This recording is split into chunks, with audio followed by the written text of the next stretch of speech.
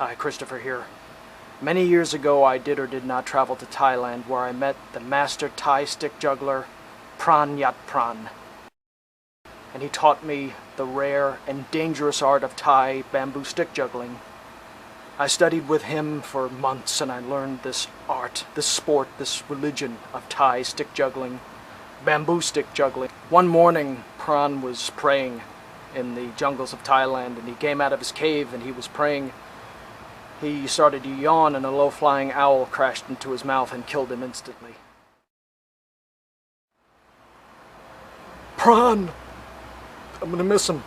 He was a master, but he taught me the rare Thai art of bamboo stick juggling. And I'm now going to teach you that art. It's dangerous, so just be careful. And now, Thai bamboo stick juggling.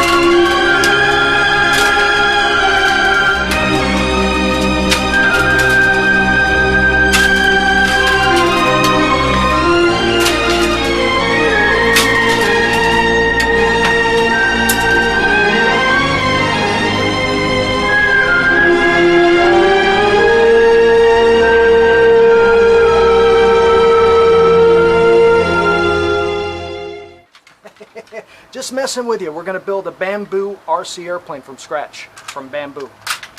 Now, there's no prawn and there's no such thing as Thai stick juggling. Maybe there is, I don't know. Maybe I just made up something new. Yeah, that'd be pretty cool. Bamboo stick juggling, you know. Alright, let's build an airplane. Come on. Well, what are we going to be building, folks? We're going to be building your own scratch-built bamboo RC handmade airplane, the Bamboo Demon. This is what we are going to build in this video from beginning to end, and then we're going to maiden it right at the end. If you want a little surprise, watch the end of the video and you will see me maiden this handmade bamboo RC airplane. I know that a lot of you guys live in countries where you don't have access to a lot of foam and carbon fiber. Well, this video is for you. This video is for you. This is a plane primarily made with bamboo and cardboard, a little bit of foam, and it's just something that I think is really gonna work for a lot of people who just live in places where you don't exactly have all the foam and carbon fiber. If you got bamboo, a little bit of foam, and some cardboard, you can build the Bamboo Demon. Alright guys, please watch the video. It's about 3 or 4 hours long, but in this video are all the keys to scratch build your own bamboo RC airplane. And at the end, we've maiden it. So, don't just watch the maiden flight. Please watch the entire video. Okay, Demon Driver here. I hope you can hear me. There's a lot of air conditioners on. We're here in South Carolina in the summer, so a lot of people have a lot of AC running. So, when I say bamboo airplane, I mean a bamboo airplane made from bamboo shoots, bamboo sticks. See? Now, these wider sticks right here are going to be used for the main fuselage. Okay? Now these bamboo sticks are tiki sticks that are basically the torch sticks. You know, you go to a hardware store, you go to any kind of department store, really anywhere in the world now, you can get these tiki sticks. Well, you cut away this portion, cut the torch off, and what you have is an unbelievably strong yet lightweight fuselage. Okay? Alright? So that's the main fuselage, this piece of bamboo. And then you have thinner bamboo sticks that are lightweight and in many ways have the same properties as carbon fiber. Now, this is a relatively thin bamboo shoot. And you can find these at most hardware stores. They sell these in the lawn and garden department. And you want to pick ones that are relatively straight. It's very hard to find any bamboo shoot that's perfectly straight. That's hard to do. Let's have a look at the length of these bamboo shoots, these bamboo rods, and see how long they are.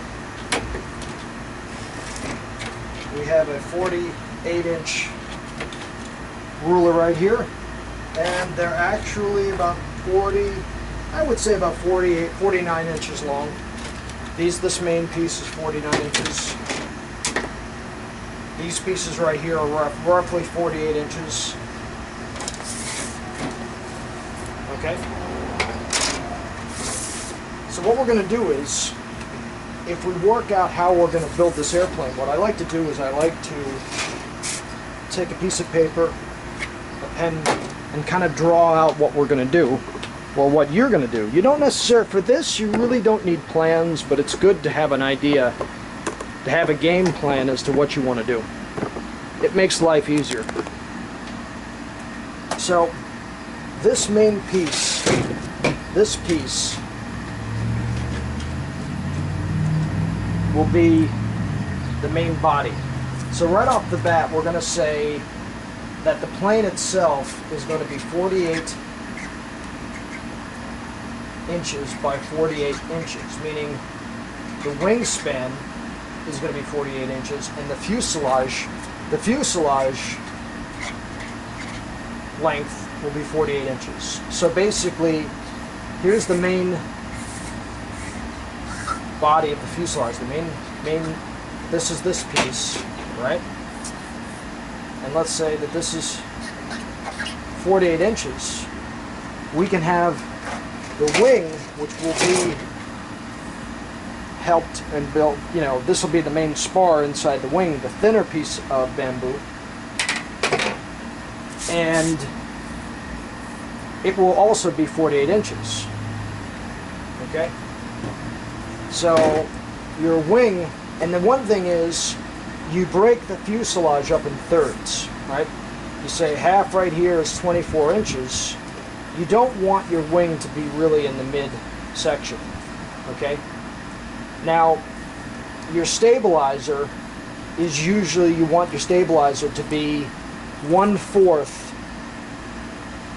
between 1/4 and 1/3 the wingspan, okay, which is 48 inches. Fuselage length is 48 inches. Here's our engine mount. Here's our prop. Right there. And what you do is, you have your wing about 1/3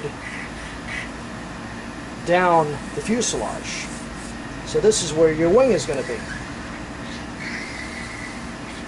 Okay? So always place your wing about 1/3 toward, 1/3 the fuselage toward the prop, and then you want your stabilizer to be at the bottom end of the airplane, and your rudder. So let's say our stabilizer is going to be maybe 14 inches. 14 inches, 48 inch wingspan. Wingspan is 48 inches. Fuselage length is 48 inches. Okay? 48, 48. Alright? So basically, if we broke the plane down, alright, you got your main bamboo chute,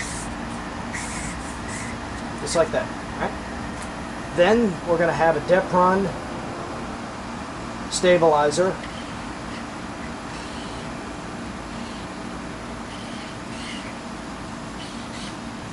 We're going to have a Depron rudder. and we're going to have a piece of bamboo in the stabilizer, a piece of bamboo in the rudder. And then what we're going to do is we're going to have the wing riding 2 pieces of plywood. And if you want, you can have your wing directly on top of your bamboo chute, if you want to. But what we're going to do for this, we're going to have the wing riding atop 2 pieces of plywood, because that helps give us a little bit more stability. So we'll have the wing, ailerons, plywood engine mount, motor, prop. Okay? And our CG will be about 2/5 down the leading edge and wing cord. And our CG will be right about here. Okay? Now if you want, you can add landing gear. Alright? So that's basically what the plane is going to look like. One main piece of bamboo will be that piece. We'll have one thin piece of bamboo that will run inside the Depron wing. That'll be this piece, will be there. Then we will have smaller pieces cut, and they will make up the support inside of the stabilizer, and then one piece cut, and that will be inside the rudder tail. So basically, if we were to cut down the skeleton of this airplane, or have a skeleton, it would look something like this. Here's your main piece of bamboo, main chute. One stick across this piece. One stick back there, this cut, and one stick right there. Okay? That's your bamboo, and that's the plane. The wing will be Depron. Elevator, stabilizer will be Depron. Rudder will be Depron. Engine mount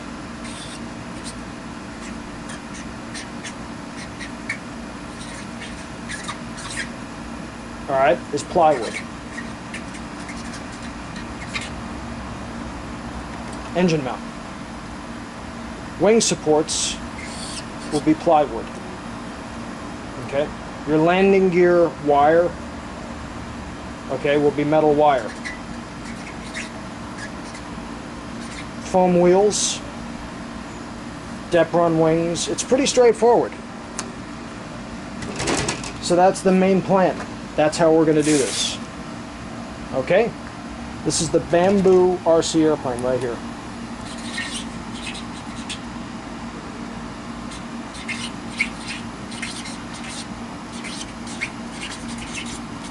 Okay? Alright, let's get to work. Materials for the bamboo RC airplane. Okay, first thing obviously you're going to need is bamboo. You're going to need a relatively thick piece of bamboo for the fuselage, and let me tell you something, this is strong. In Asia they use bamboo for scaffolding on building construction. Then you need a thinner piece of bamboo, probably 5 to 7 millimeters in diameter. This bamboo here is about 3/4 inch.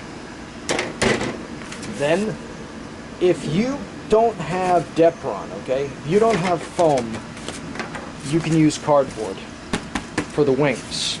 And I'm actually going to build 2 bamboo airplanes. I'll build one out of cardboard, one out of foam. I mean, one using foam for the wings, Depron, and one using cardboard, because I know a lot of you guys live in countries where you don't necessarily have foam or carbon fiber. So the great thing about this plane is going to be almost anybody can get bamboo and almost anybody can get cardboard. Now, one of the planes will have Depron. This is gray Depron, 3mm, okay? 3mm Depron. We've got cell foam, okay? This is cell foam. made by Midwest Balsa. And if you look at cell foam, it's very fibrous inside. It's very kind of caked, and you can mush it, but it's very stiff. It's good. I think this is superior to Depron. And then we have 2mm white Depron. Okay, and then we have plywood. Plywood. Anybody can get plywood. Plywood will be used for the engine mount, and it will also be used for the wing mount.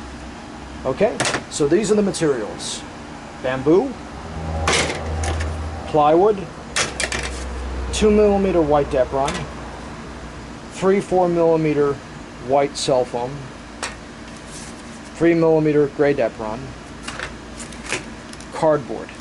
Now, make sure that your cardboard is relatively lightweight. Motors, speed controllers, and batteries, servos for this bamboo RC airplane. Now, any one of these three motors that we have right here will work perfectly. Anything from the 1000 to 2700 kV range will be perfectly fine. This right here is a great motor right here. This is a very common, this is about I think a 1400 kV motor. Size wise, if we look at it, it is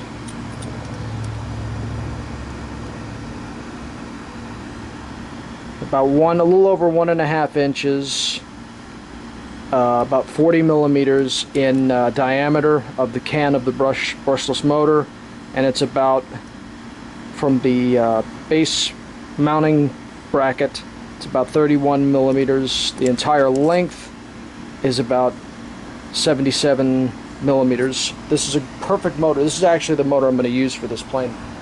Right here is a Turnigy 2100 kV motor, and this will work perfectly. This is 27mm in diameter, and the can of the motor is 36mm. Overall length is about 74mm. This will work perfectly. This is another generic brushless motor from a glider. This will work perfectly. This is roughly 27mm, and I would say that it's 26mm. So any of these three motors will work on this plane. Okay. Now let's look at speed controllers. A 40 amp speed controller will work perfectly.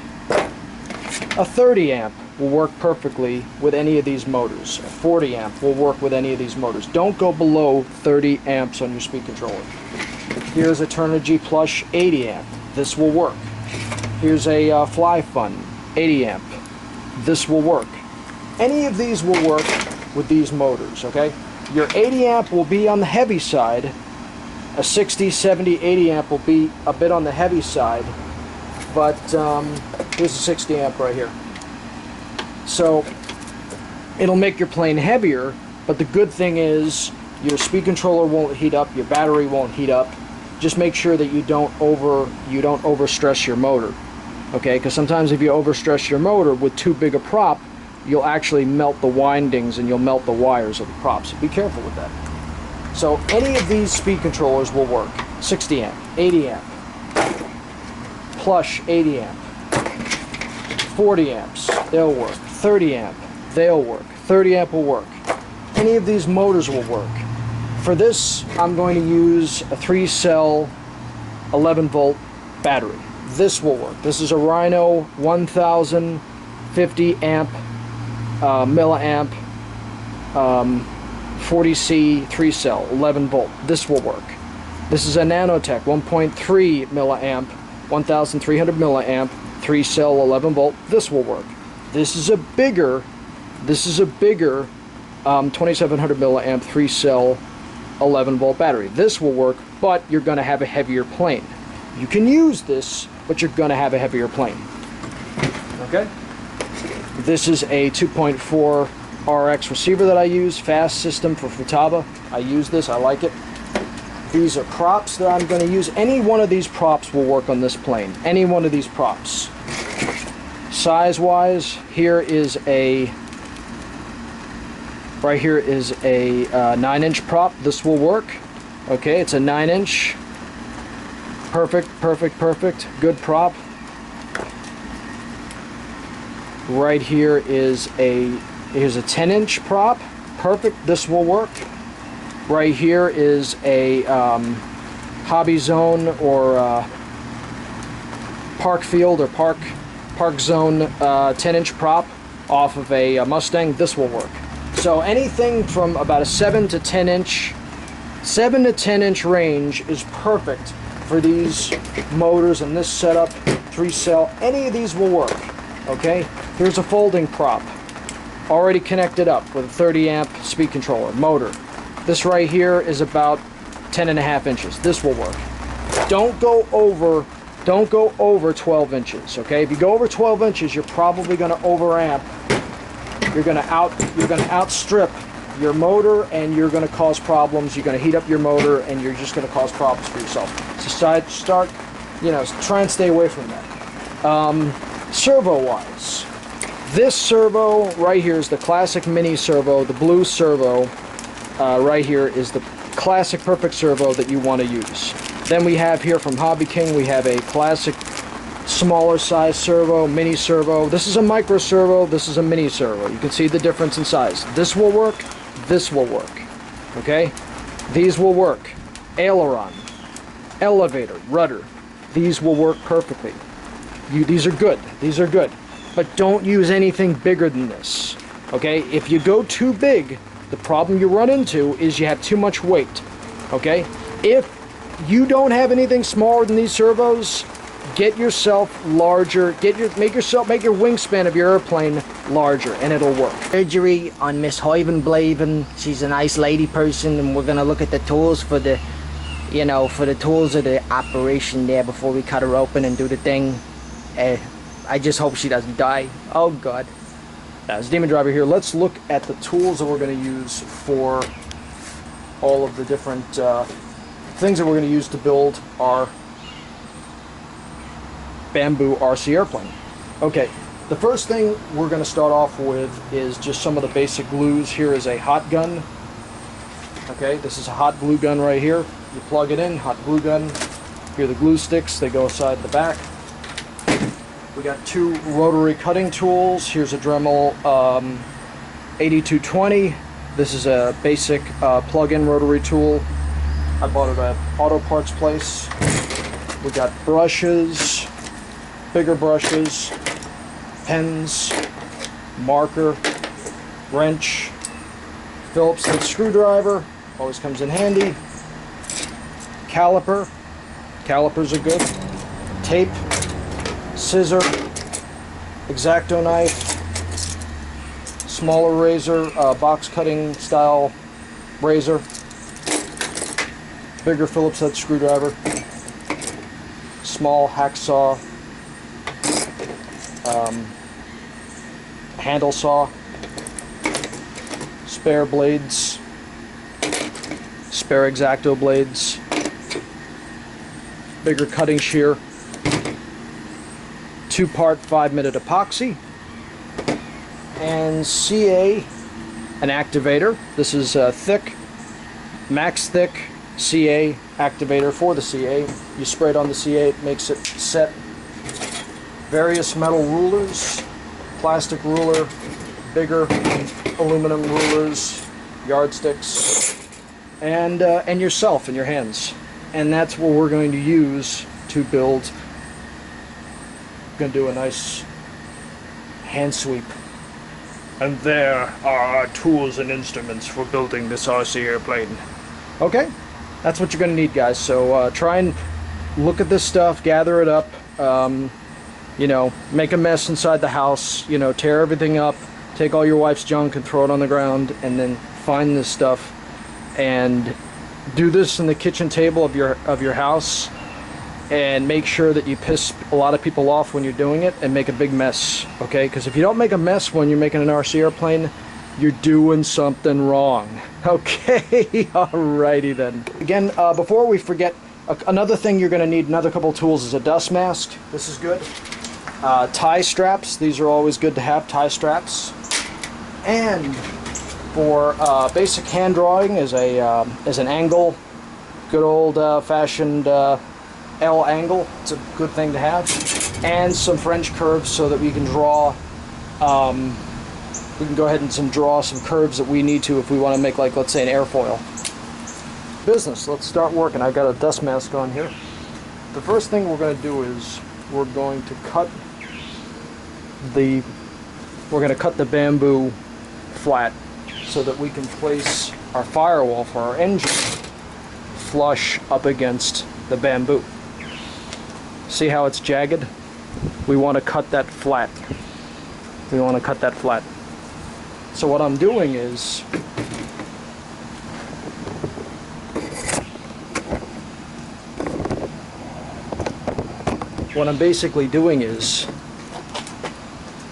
I'm going to take a marker. I'm going to go ahead and take a marker, and I'm going to go ahead and draw a perfectly flat ring around the bamboo so that I know that I can get a flat edge, a flat surface, so I can glue the motor mount to the bamboo. Okay, so that's the first thing we're going to do. Let's do that.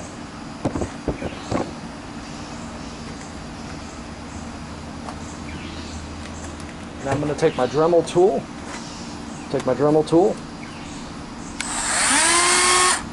And I'm going to go ahead and cut the bamboo. Get my dust mask on. And I'm going to go ahead and cut the bamboo. See? Perfect. Okay. We got that done. That's cut nice and flush. Now, let's cut out our plywood. Let's cut out our plywood motor mount. Now, if you guys don't have, if you don't have this, you can use this, okay? You can go ahead and you can hand cut your plywood if you want to, but to save time, let's use this. Okay, since we can save time with this, this is what I'm going to use.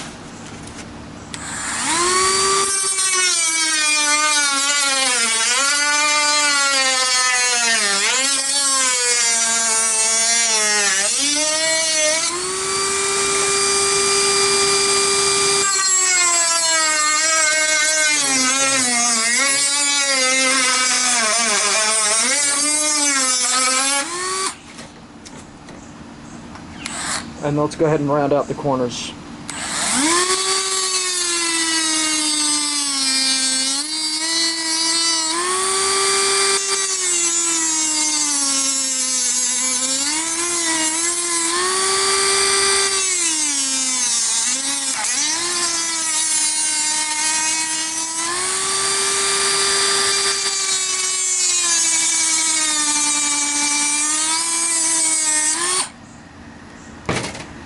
There we go, there's our motor mount. And the motor mount will fit right there.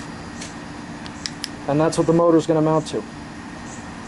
Once it's mounted, we'll go ahead and we'll drill a hole straight through there so we can run the wires straight through, or we can run the wires right down below. Matter of fact, that's what I'm going to do. I'm going to leave it like this and run the 3 motor winding cables down below.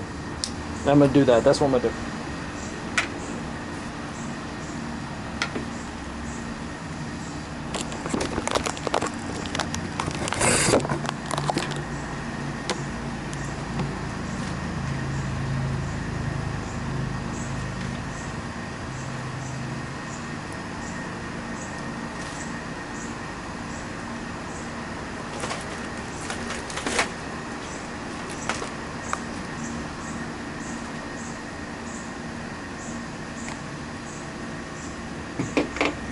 Okay, now what I'm going to do is I'm going to go ahead and check this mount over, check the motor mount, and make sure that it's straight. Especially, see, what I have to do is I have to look at the bamboo, and right now what I mainly have to do is I have to determine the top of the bamboo, top of the fuselage to the bottom of the fuselage. So I know that this is the back top right here, right? This is the back top right here, right? That's the top rear. So this is where the tail and the elevator is going to go. Elevator, tail, right? So what I'm going to do is, very quickly, I'm going to draw a line. I'm going to draw a line down the center top of the bamboo pole the best I can to determine, you know, to kind of show me this is where the top is and this is where the elevator and the rudder are going to line up. So go ahead, that does that. And then what I really need to do is get a longer thing here and then do it again down the entire length of the bamboo rod, so that I can determine the center top of the fuse, because that's very important. You want to get everything situated.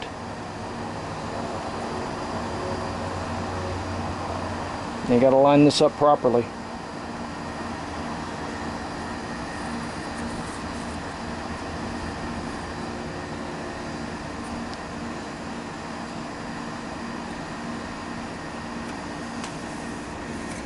It's very important, because that's how we're gonna.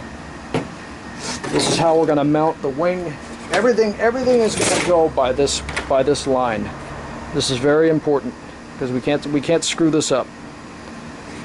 See what I'm doing? Everything is going to ride this line. The wing, the prop, everything.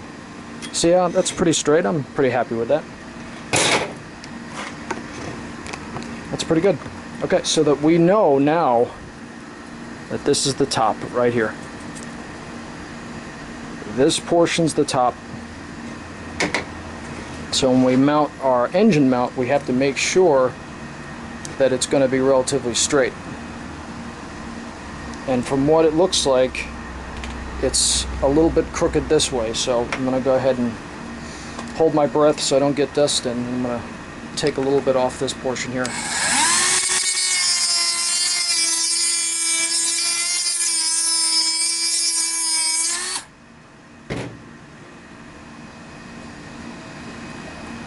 Perfect.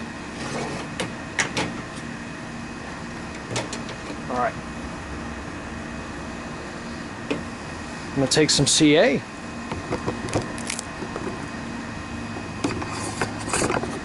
I'm going to brush out a little bit of CA. I take it right from the actual, brush it right out. Sometimes it's easier than applying with the nozzle.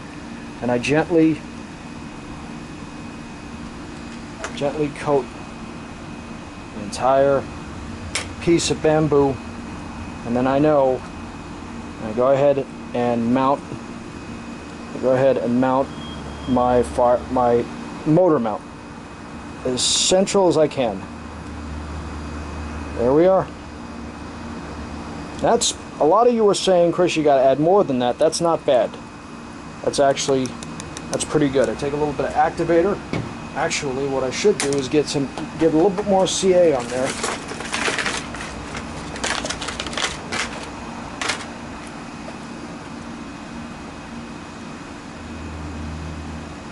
Let's go ahead and get a little bit more CA around the edge, just like that. Here's activator. Take the activator. See? That's pretty damn secure. And while I'm at it, I might as well mark the top.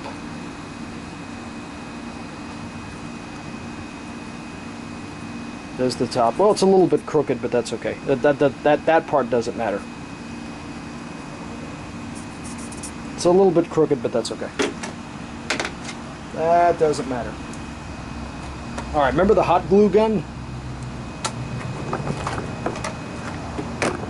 Alright, let's go ahead and let's add a little bit more structure to the engine mount. And this is where a hot glue gun comes in perfectly. What we do is we come in and we just get a nice bead right there around the firewall, around the engine mount, and I'm making a nice little bit of structure in between the bamboo and the engine mount. And this is where hot glue really shines. Okay, so I'm going to let that set for about maybe 5 minutes, and then the plastic will cool. And the good thing there is a herd of elephants isn't going to be able to get this motor mount off. It's on there. Okay? Alright. Now that we're driver here, alright, here is our main bamboo fuselage pole right here. Alright? I'm going to try and keep this in front of you so you can see it. This is what I would call a yardstick, aluminum yardstick. We have millimeters down here. Alright, millimeters down here. And then we have centimeters, millimeters, and then we have inches up top. So this bamboo rod is 49 inches long, okay? Now, the halfway mark is about, I would say, 24 and a half. So right here is the center, and we'll put a C for that, for center. That's the center mark, okay? Now we're going to start the wing half the distance. We're going to start our wing at the 12-inch mark, right about 12-inch mark, and our wing is going to be 10 inches long, or a wing chord of 10 inches. Okay, so from 12 to 22 inches, or 30 centimeters to 56 centimeters. Okay, here we got our centimeters. So this whole thing is 130, maybe 125, 130 centimeters long. So at 100, if you're going inches, from 12 to 22 is where our wing is going to rest. Our wing chord is going to be 12 inches. That means the width of the wing. And the wing is going to be 48-inch wingspan. Alright, now let's also determine where we want our elevator to be. Now since our wing is going to be 10 inches, let's have our elevator be 8 inches. How about that? 8 inches for our elevator wing chord for the elevator.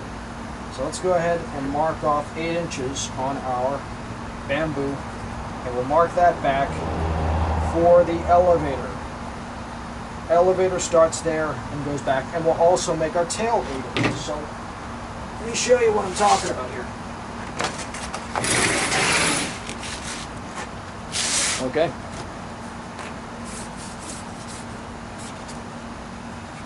Here's the front, here's the rear, here's the motor. So 12 inches is where our wing is going to start. Our wing will be 10 inches, 48-inch wingspan, and at about 41 inches, we're going to start our elevator, which is 8 inches in wing chord. And our tail will be 8 inches high. So 8, and then 14 inches for the wingspan of the elevator. Okay? It's all straightforward, all very easy. This is simple stuff. Very easy, my friends. Very easy. for those of you who don't have foam, we're going to use cardboard in this construction. We're going to use cardboard for the base of the wing, for the bottom of the wing, and then we'll use Depron for the top of the wing. Okay? And for those of you who, again, don't have access to foam, we'll make a tail and a stabilizer out of cardboard for you to show you how to do it at home. It's very easy, but we're going to show you how to do that. I'll show you how to do that. All right, so let's go ahead and let's start making the bottom surface of the wing of our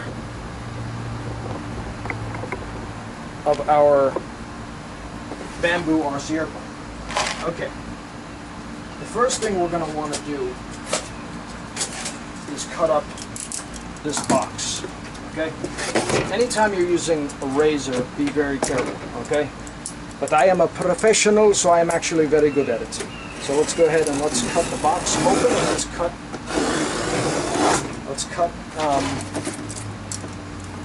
cut away the cardboard that we need to make our wing.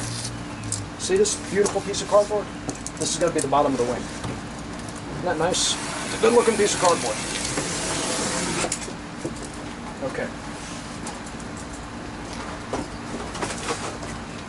Alright, here's our fuselage, right there. And one of these lucky pieces of bamboo will be our spar for the wing, for the spar for the wing that we're going to add into the wing to give strength. Okay, so the first thing we want to do, and this is very important, my friends, very important. Let's get you a little closer to the action. First thing that we want to do is we want to mark off 48 inches on this piece of cardboard.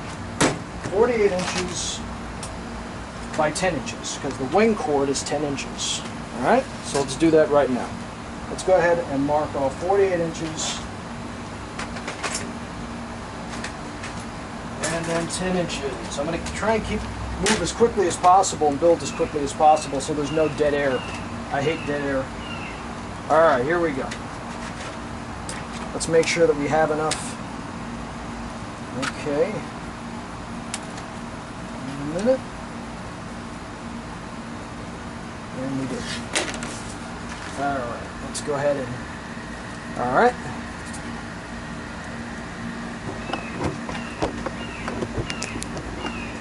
See what we're doing? I'm going to go ahead and draw a straight line 48 inches. Right there. 48 inches. 1. 24 is the center.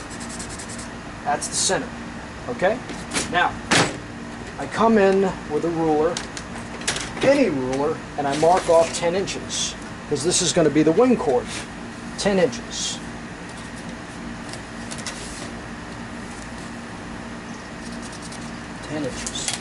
Go. 10 inches. Right? Right.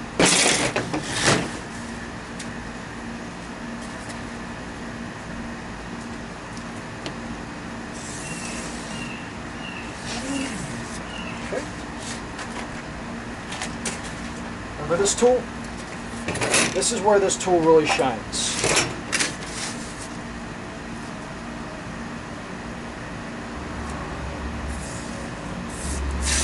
Go ahead and making the edge of the wings.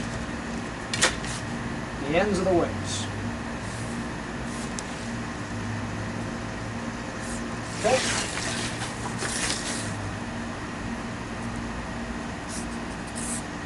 See?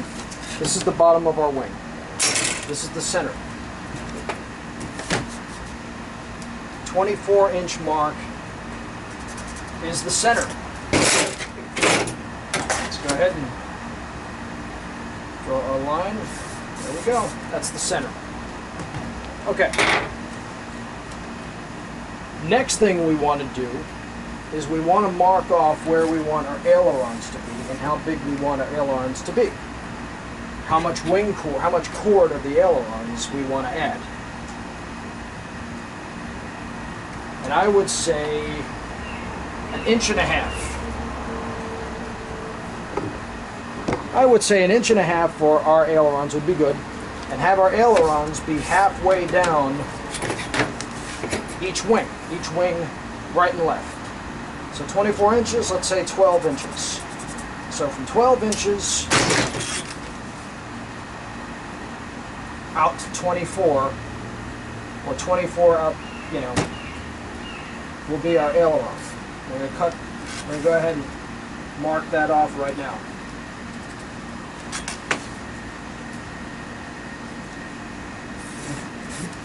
Okay.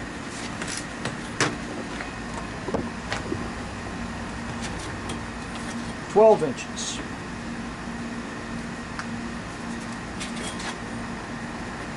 $12 inches by 1.5 inches.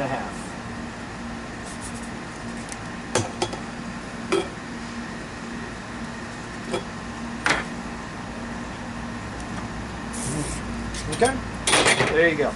Now, something that's very important that we can't forget. Our wing is going to need an airfoil. This wing is going to need an airfoil. We have to make an airfoil for this wing. So what we do is we take our scrap wood, or we take, cardboard that we didn't use, and we cut away a little piece of it. Being very careful and mindful of your hand. You see, this cardboard is great because it's doubled up. And I probably should use this doubled up cardboard for the ailerons. Actually, I'm not going to use that. I'm going to use this thinner cardboard. And I'm going to make an airfoil.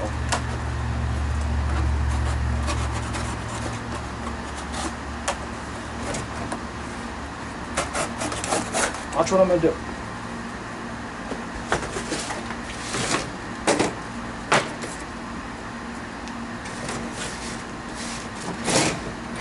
Take my metal ruler, and I'm going to make an airfoil.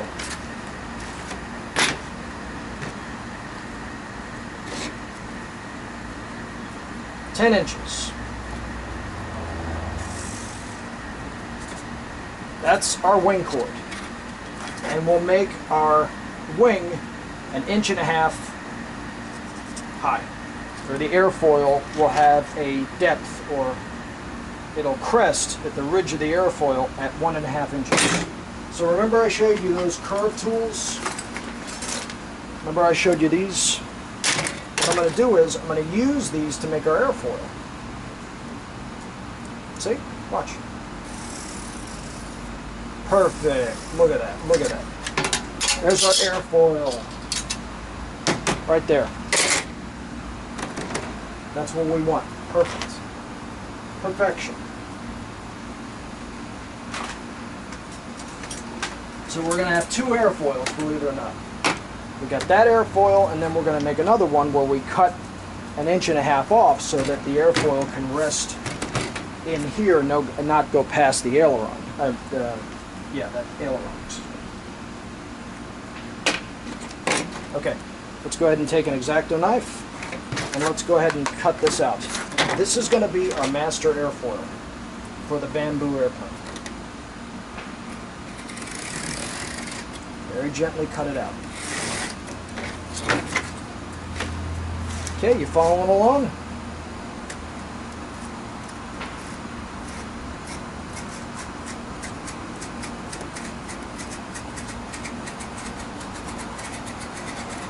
There we are. Might have to go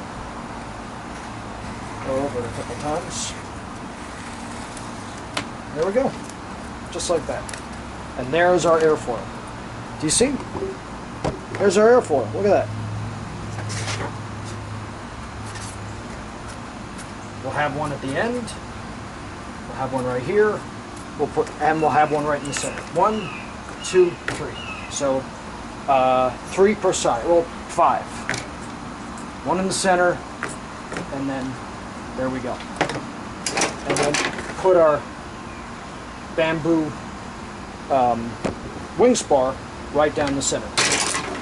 Just like that. Alright, let's go ahead and cut another one out, minus the minus the 1.5 inches for the aileron.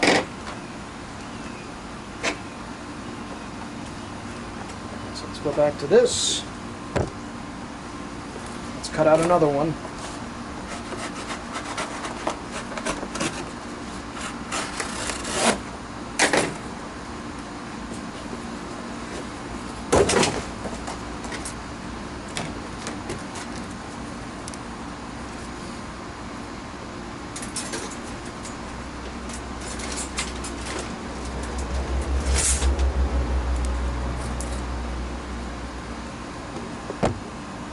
Cut another one here.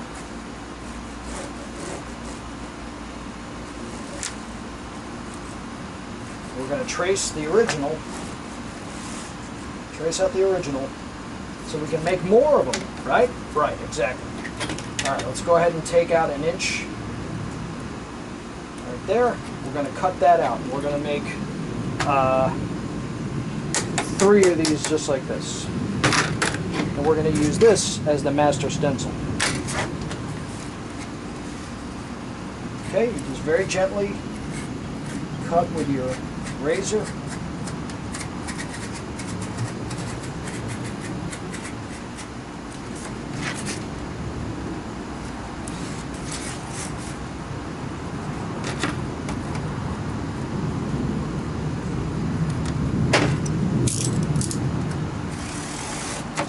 Always being mindful of your fingers. Always got to be mindful of them fingers, guys, because you can very easily screw yourself up and cut a finger off if you're not careful. All right, this piece is going to go right here. All right.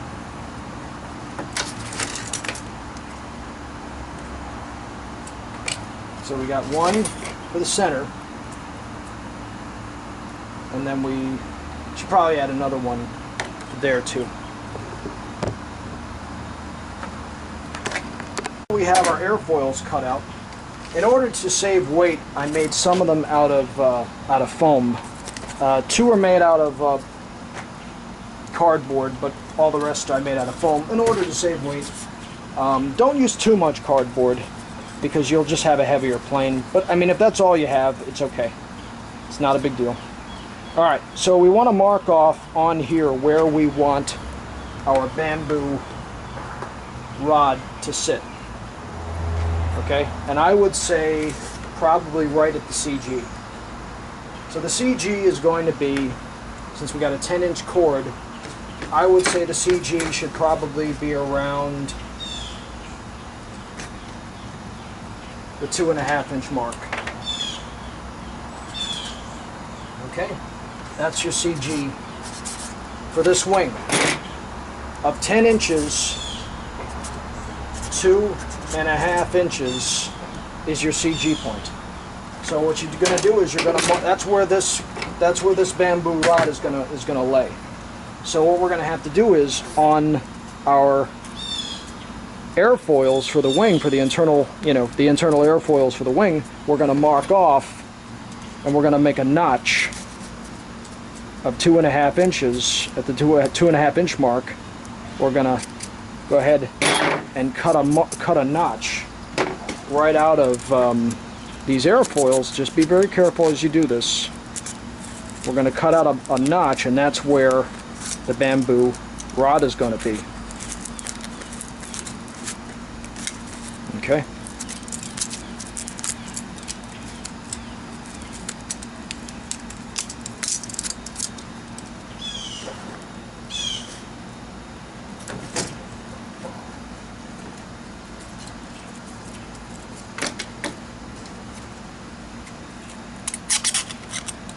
Let's round it out just so you got room for the rod.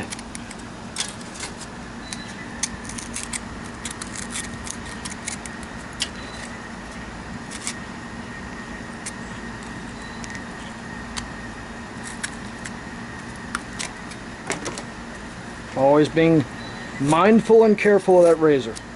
Don't want to cut yourself. Makes life crappy. Okay. Now we got that done. Alright, now let's mark off our line where we want our rod to lay. 2.5 inches. That's where we want the rod to be. 2.5 inches. So, what we're then going to do is we're going to take our yardstick, we're going to draw a line. There we go.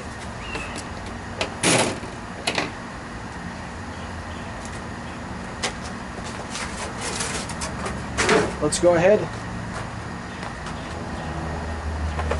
For this construction, I'm going to use hot glue because I know most of you can get hot glue, so that's what we're going to do. Let's go ahead and lay in some hot glue along the line where the bamboo rod is going to lay. See how quickly?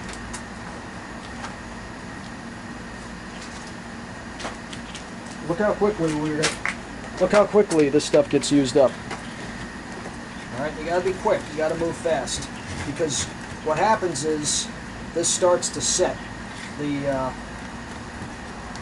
hot glue begins to set, and then you go ahead and lay it in. There you go. You lay it in.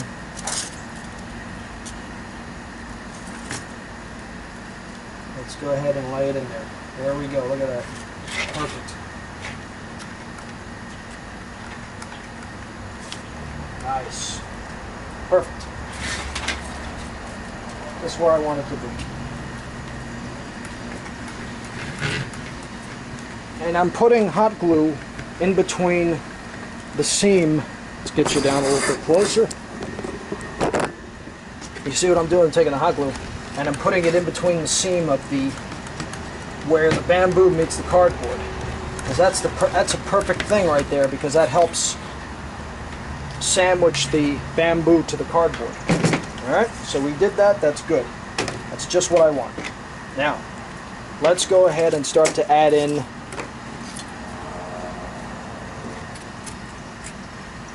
our airfoils.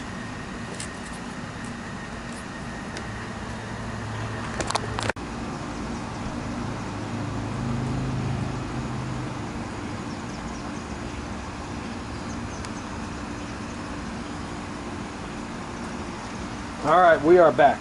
Alright, let's go ahead and let's start adding. I got some servo wires here. You noticed that, right? Okay. There's a reason for that. And I'm going to show you. But let's go ahead and let's add our airfoils. Let's first do the center airfoil. Actually, before we do anything, let's cut this damn wing out. I can't believe I screwed that up. I almost forgot to cut the wing out. Let's cut the wing straight out of the cardboard right now. Here we go. We get our yardstick, and let's cut. Watch your fingers. Always be mindful of where your fingers are when you're doing exactly what I'm doing right now, because you don't want to cut your fingers off. Remember what I told you. Not be good. Would not be good. Not be a good day for you if you did that.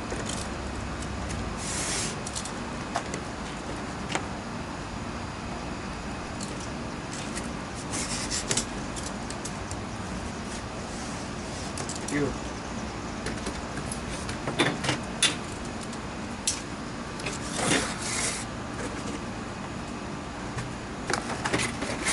Let's go ahead and cut this wing out. And we're going to cut those ailerons out too. I don't want those ailerons in there because they're not going to be there. In order to have optimum control of your RC airplane, you're going to need ailerons because they just make life easier. They make controlling the airplane the difference of a plane that is a pain in the ass to fly or an airplane that is a delight to fly. Planes with only rudder and elevator tend to be sometimes a disaster to fly. Like some basic Cubs, some basic Piper Cubs, sometimes they only come with those flight controls, and that's not always what you want to do. Sometimes you just need more control than that offers. You know what I mean? Let's go ahead and cut away the excess cardboard. Let's do that. We're going to have to cut the top again. Alright, let's do that. We are right now making our wing, guys. Look at that. Isn't that nice? Cardboard base of the wing. Alright, let's cut away our... Let's cut this away. We're not going to need this. There we go. But we're going to use them later on because we're going to use these for the templates for our ailerons. Now you see the mess that's already being made here? If you're doing it right, you're making a mess too at home. And I'm just so proud of you if you are. Your wife, your girlfriend, your kids are probably spitting on you, but hey, it doesn't matter. You're making an RC airplane, so it's okay. It's all good. Okay, we've done that. Let's go ahead and... now there's some weight to this because we're using cardboard. There's a little bit of weight here, but you know, that's just the way it is. That's the way it goes, guys. Not all of you have Depron at home, so I need to realize that, and I do. I hear your pain. Alright, let's go ahead and let's start to add our internal airfoils to our plane. To our wing, excuse me. So let's go ahead and do that.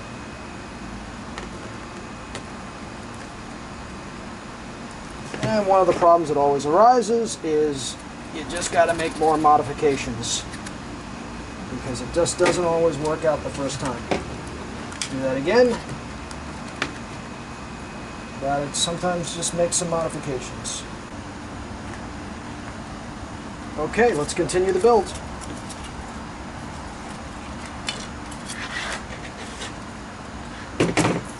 Alright, I'm laying in my airfoils into the wing. We're going to lay one right here, and we're going to lay one right there. So let's mark out how we want to do that. Boom.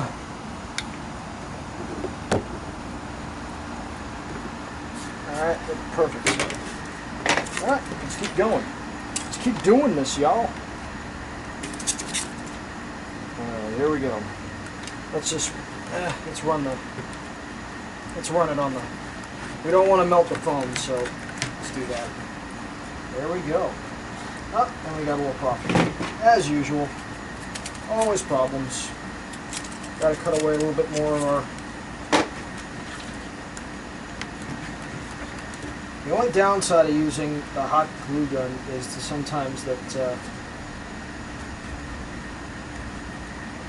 it sets really fast. You know, if you're outside, it's going to cool faster. I mean, if you're inside and you got the AC blasting, it might set faster. Trying to keep the camera on the action so you guys see what's going on. We're going to put the end here, and this is going to be a nice little end cap to the wing. Having your wings closed at the end gives you a nice aerodynamic seal. If you don't have that, it's only going to cause drag. So you always want your wing closed at the end. You see what's going on here? Isn't that nice and clean? Good looking construction here. Good looking construction. I'm liking what I'm seeing. So build along with me. Do what I'm doing, because you're going to be, if you're doing what I'm doing, you're going to have the same progress. Let's lay a bead of hot glue. Take our piece, add it straight on there. Look at that. Went on there perfectly. Watch your fingers now. Watch your fingers in that hot glue. Don't burn your fingers. Please don't burn your fingers, guys. Be careful. Be mindful of that hot glue. You're going to burn yourself if you don't. All right, you paying attention? You watching? You're watching over there. Come on now. Don't slack off. Keep watching.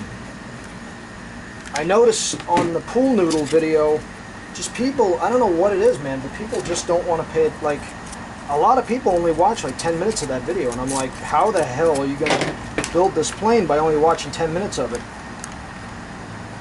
I mean, are you really serious about building the plane or not? If you're really serious, I hope you watch the whole video, not just a couple of snippets of it, because you're not going to get all the information you need. I get a lot of questions from people who don't watch the whole video, and they ask questions, and it's like, if you watch the whole video, the question kind of answers itself. Okay, now, this is beautiful. Look at that. Look what I made. Excuse me, look what we made. Look what we made. Together.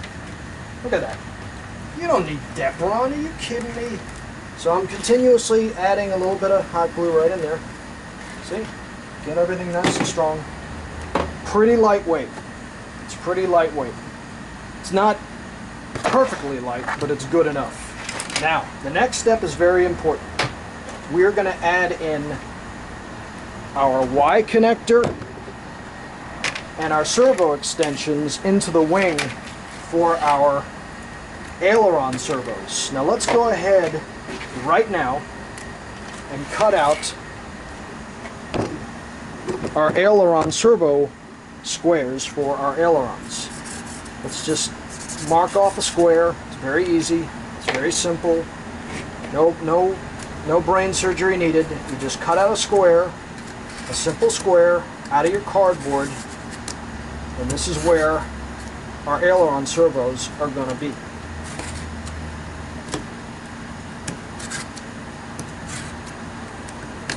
Okay? This is where our aileron servos are going to rest.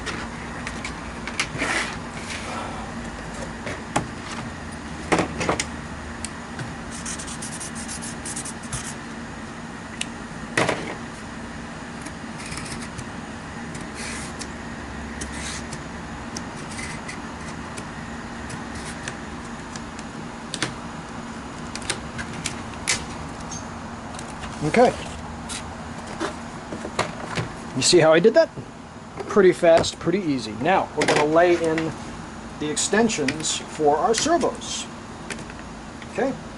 Most servo wires are not going to be able to make it all the way, so we're going to cut a little hole in our airfoil, just like that. Stick this through. Always stick the fat end towards the servo. Alright, the fat end, the fat connector side goes to the servo. And then we take a piece of tape, gang. Take a piece of tape and we, wouldn't you believe it? This is two-sided tape. Crap. Well, what are you going to do? You're going to have to use it anyway. So we go ahead and cut that through, stick that through. Go ahead and take a piece of tape and we tape the servo wire into position. Right, exactly. Remember, fat side out towards the servo, because that's what the servo is going to connect into. Punch that through the airfoil. Let's go ahead and tape this right over the hole so that we can go ahead and very easily later at some point go ahead and grab the servo wire. And what we do is, this is very important what I'm about to show you, we use a Y connector for the servos and we go ahead dark brown to black, orange, white, yellow to white. Pop that into place. Do the same with the other one. Pop that into place. Okay? Do what I just did. And we take some tape, gang, and tape your servos together, tape your extension towards, with your Y connector, so that way they won't pull free. No matter what you do, they won't pull free.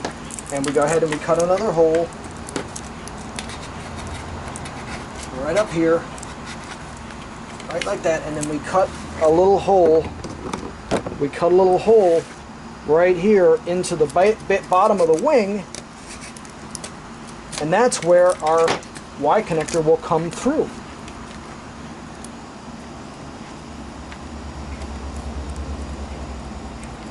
Actually, I goofed that up. Hey, come on, even I can goof something up. Let's remove that for a second. Let me do something here. Okay, there we go. Now we're, see, this is where the wire goes through, like that. Like that, and then we connect it back up. dark brown to black. That's how that works. If you can't understand that, just remember, dark brown on multicolored goes to the black on the black, red, and white. Alright, then we take this and we poke it through. We take this and we poke it through the bottom of the wing.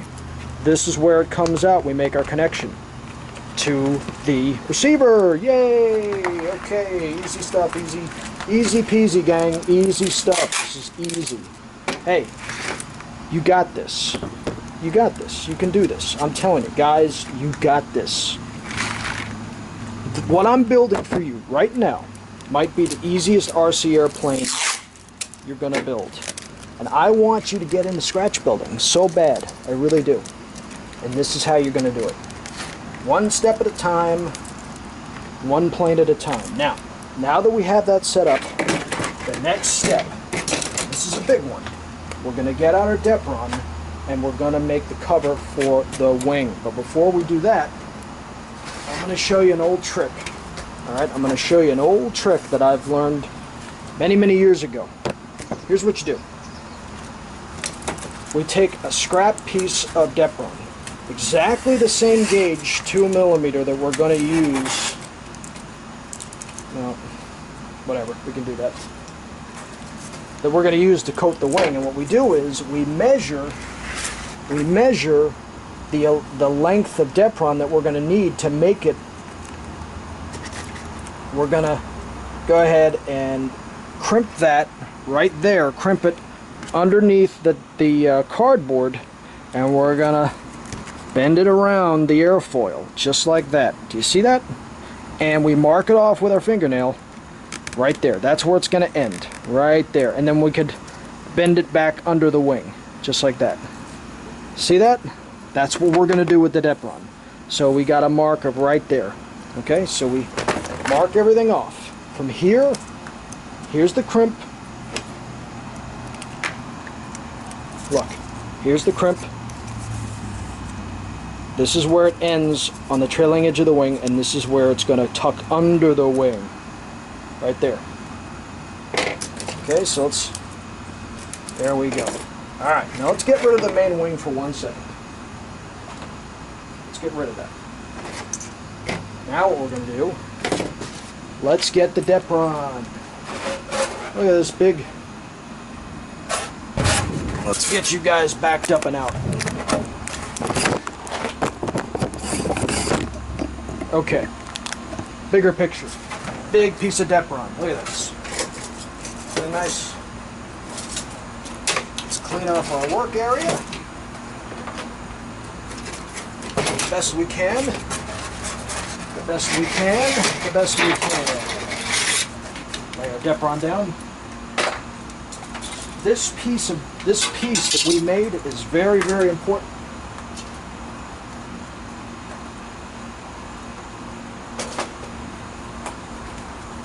Okay, very important. Now, what we're going to do is we're going to cut a big square out of the Depron, and that's going to be the top of the wing. That's what we're going to do right now. And wouldn't you believe it's starting to rain? Son of a bitch. One thing you got to remember, cardboard is impervious to rain, so we're going to make sure that the cardboard doesn't get wet. Very important, gang. Can't screw this up. Alright, we're going to mark off 48 inches. Let's mark it off, guys. Come on now. Pay attention. If I catch any of you not paying attention, I'm gonna freaking rap you across the face. If you ain't paying attention to what I'm doing over here. Alright, watch. 48 inches. We mark it. That's what we got. 48 inches. 48 inches. Look what we're doing. Look at what we're doing right here. We got 48 inches. That's all we got. Right there. 48 inches. Then we take our Depron piece that we measured over the top of the wing. Right? Wouldn't you believe it's starting to rain? I can't do this in the rain, guys, so I might have to come back. And we mark off across the wing. Look at that, look at that, look at that. Look at that. This is the front. This is the rear. Mark this off. Alright, now let's quickly cut this out before it rains too much. Because it's going to start raining and I'm going to lose everything. I got electronics out here and I can't have that. Alright, let's go ahead and cut this out. Quickly. We move quick. We move quick. We don't fool around. Boom. We cut that out. Look at that. Perfection, gang. Perfection. Perfectamundo. Front is this is our top of our wing.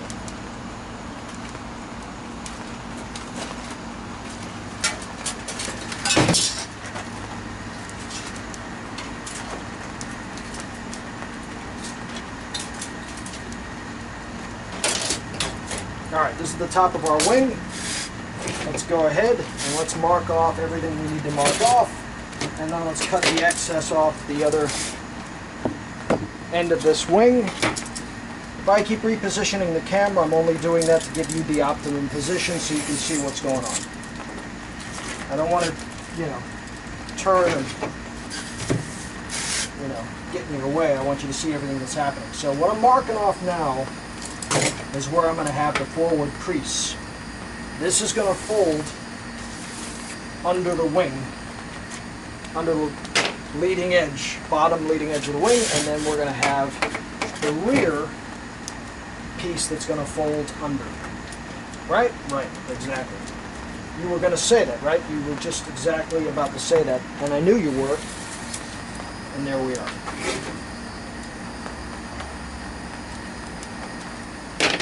So what we're going to do is, we're going to flip this over, flip over the Depron, and what we're going to do is, we're going to go ahead and we're going to we're going to bend it right now.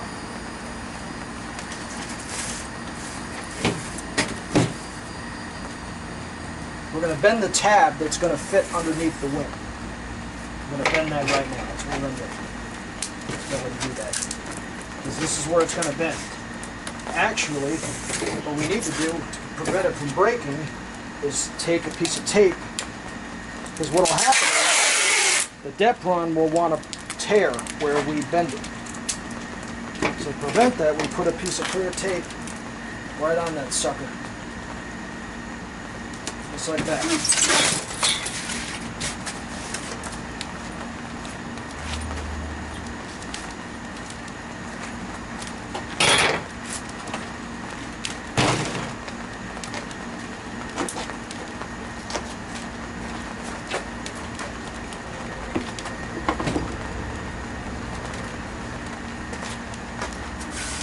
See, we put a piece of clear tape, so that way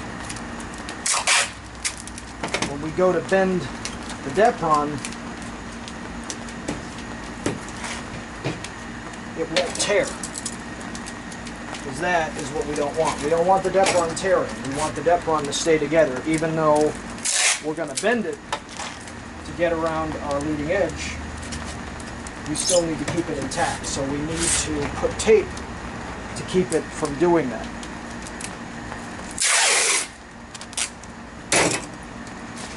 In this video, I'm really going to try and make it from beginning to end and have everything in it. So that way, if you want to see how something was done, you can just go to that part of the video and watch it. A lot of guys who do this, sometimes they leave a lot of stuff out. They'll leave stuff in, but they'll leave stuff out, and then it'll kind of mess up your build because you don't exactly know how everything went. So I try and prevent that by having everything in the build.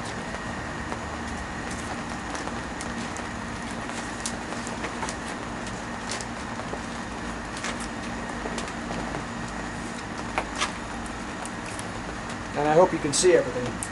So what I'm going to do, back on the build. Okay, right now what we're doing is we're bending the lip on the Depron upper wing surface. We're bending it so that it can easily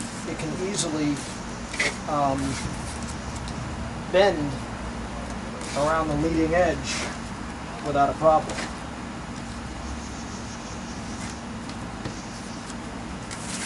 We mainly want this to happen, and we gotta bend it, but what we don't want to do is have it pop and break. That's what we don't want. We don't want to break the Depron, because that'll be a disaster.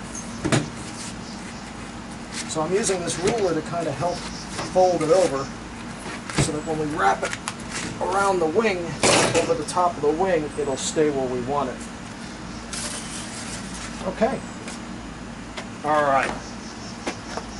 Let's go ahead and add this. Here's our cardboard wing. Here's the bottom. So what we're going to do is, the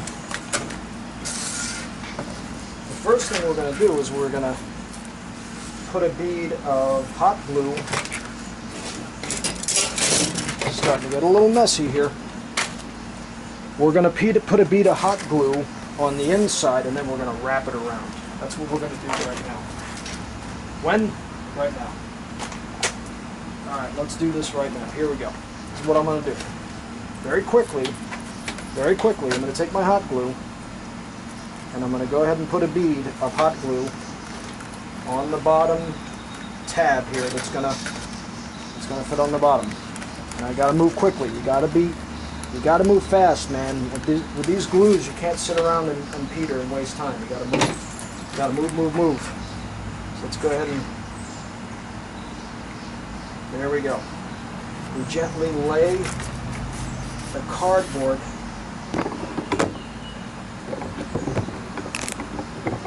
see what I'm doing? I'm laying the cardboard down on top of the tab and I'm letting it set.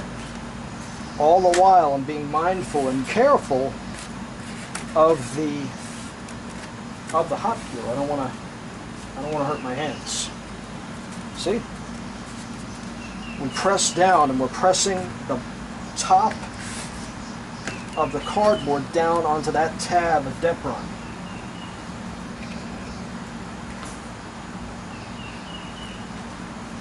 And we just let that sit for a little bit. Let that set. And then what we're going to do is I'm going to wrap it round. So let me take a little piece of tape here. And let me go ahead and tape my Y connector into position so it doesn't fall out, so it doesn't fall back out of the wing, and then I got to fish it out again. That's a real pain in the neck. Alright, I'm liking how that's looking. Okay, the next step, which is going to be very, very important, and I want you to pay attention, I'm going to fold the wing over. Make sure when you do that, you get all your junk out from the wing, so that way when you do it, you don't, leave stuff inside the wing. Okay, I'm going to take my hot glue, and I'm going to very quickly put a bead. Very quickly, quick as I can, I'm going to lay a bead on and across my airfoils, my ribs. You can call them ribs, airfoils, internal airfoil, internal wing structure. I don't call it whatever the hell you want. I don't care. Just don't call it late for dinner. Behaving. All right, let's keep moving here. Let's keep moving. All right, then we take our Depron. You watching? And we fold it over, baby. We fold it over. Oh yeah. Okay, we fold this sucker over. There we go. We fold it over. Fold it over.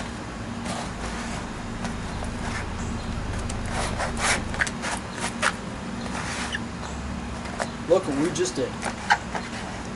We did it. We folded it over. There's our airfoil. Perfect. Look at that. And if you're building along with me, then you just did this. Look at that, man. Look at that. Sweet. Oh, this is going to be a nice wing. This is going to give us plenty of lift. Bring this over like this. We go ahead and we put a little bead there. Put a little bead there. And what is good is you weigh the wing down with something. You know, weigh the wing down with there we go. Let's weigh it down with something.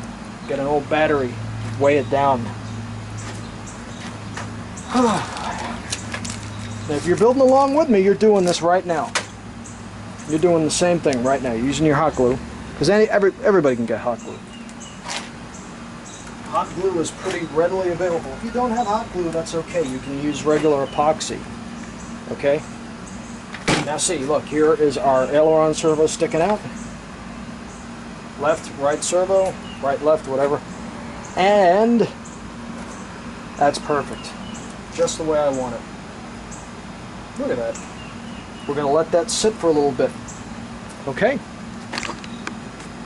Now that we have the wing folded over, I set a bead of hot glue on the trailing edge. Now I'm cutting away the Depron, upper Depron portion of the aileron where the ailerons are going to go. So I just very gently come in with my razor, and I use my metal ruler to give me a straight line. I put the metal ruler over top the cardboard and use that as a guide.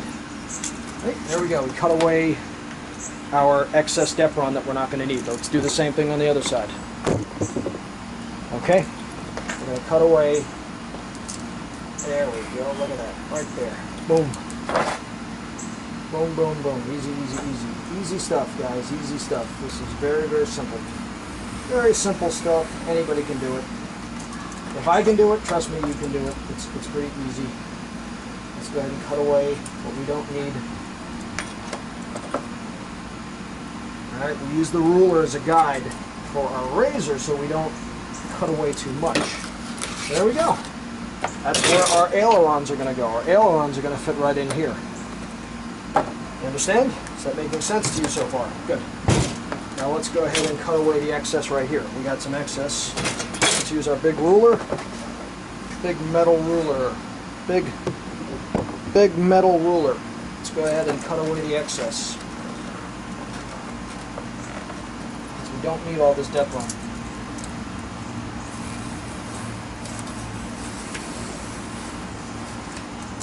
There we go.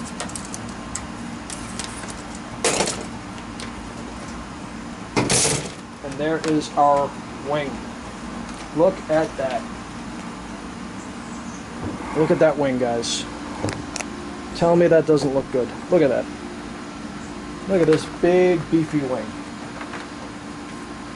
I can feel the lift already. If I go like this, I can feel the lift. So this wing is going to ride on our, there we go, just drop it, Chris, there we are. This is going to ride like this on our, see what it's going to do? It's going to sit right there like that on our bamboo. Just like that. See that? Does that look cool or what, guys? That is awesome. Okay. Now the wing is not done. We still got other bits to do, but let's move on to, look at that, doesn't that look cool? Look at that. Let's move on to the stabilizer and elevator. Now, what I'm going to first do is I'm going to cut one out of cardboard for you to show you how to do it out of cardboard. And then I'm going to do one out of Depron because that's what we use for the airplane. But I want to show you, if you're in a place where you don't have Depron, you can use cardboard. Okay, let's go back to our plans. Remember what we came up with. Our wing cord for our stabilizer is going to be 8 inches. So let's do that right now. 8 inches, right? Right. 8 inches. So let's go ahead and let's mark out 8 inches. 8 inches.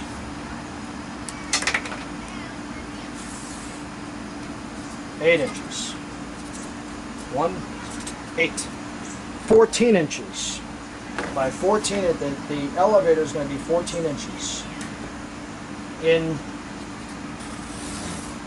So 7 by 7. 7, 7. That's the center. Alright? We're going to make it, we're going to give it a bit of a, you'll see what I mean. Let's go up 3 inches. Alright? This, 3 inches. Let's give it 3 inches here. 3 inches, 1, 2, 3. You watching what I'm doing? I want you to watch what I'm doing. 3 inches, creating the base of the elevator.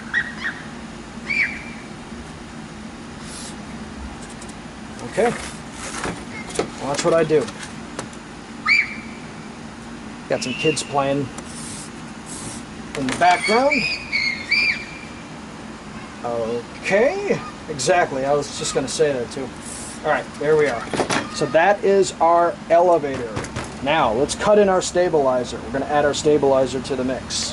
The stabilizer will be the rear portion of this.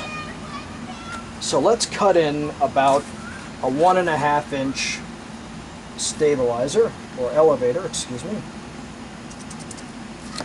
1.5 inches. 1.5 inches, guys. So let's go ahead and... Alright, there we go. You see what we just did? There we are. Now, pay attention. Pay attention, because what I'm about to do, this is going to be... This is the stabilizer.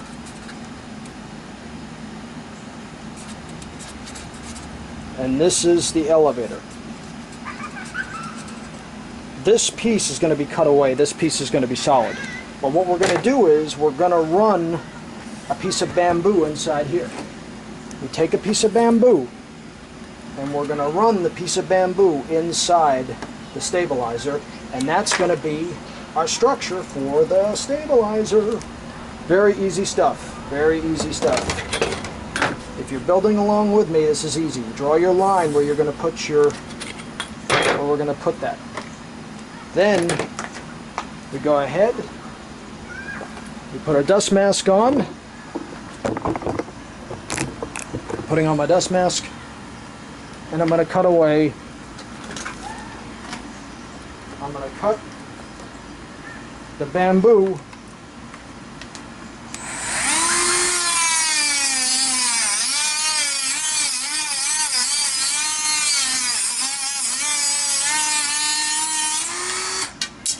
There we go. I'm going to lay down the bamboo right inside the elevator. But while I'm doing that, I'm going to do 2 things. I'm going to use this as a template for the Depron elevator, because I'm making a Depron one and I'm making a cardboard one, so if you're building this plane with cardboard, you can follow along and do the same thing. So for those of you in places where you don't have Depron, because there's a lot of places where you don't have it, you're going to do it this way. The only problem is you're going to have a heavier airplane. You're going to have to fly it faster because it's going to be a heavier plane. I'm sorry to say. Not the end of the world, but... So what I'm doing is I'm cutting out the elevator. Stabilizer and elevator from the cardboard. This is going to be the bottom half, and then I'm going to have an upper half. And I'm also cutting away the elevator portion from the stabilizer. This, that's the elevator portion. There we go, we cut it out. Cut it straight out. And what we do is, watch. Watch what we're going to do, my friends. My good buddies, my good friends, my building friends.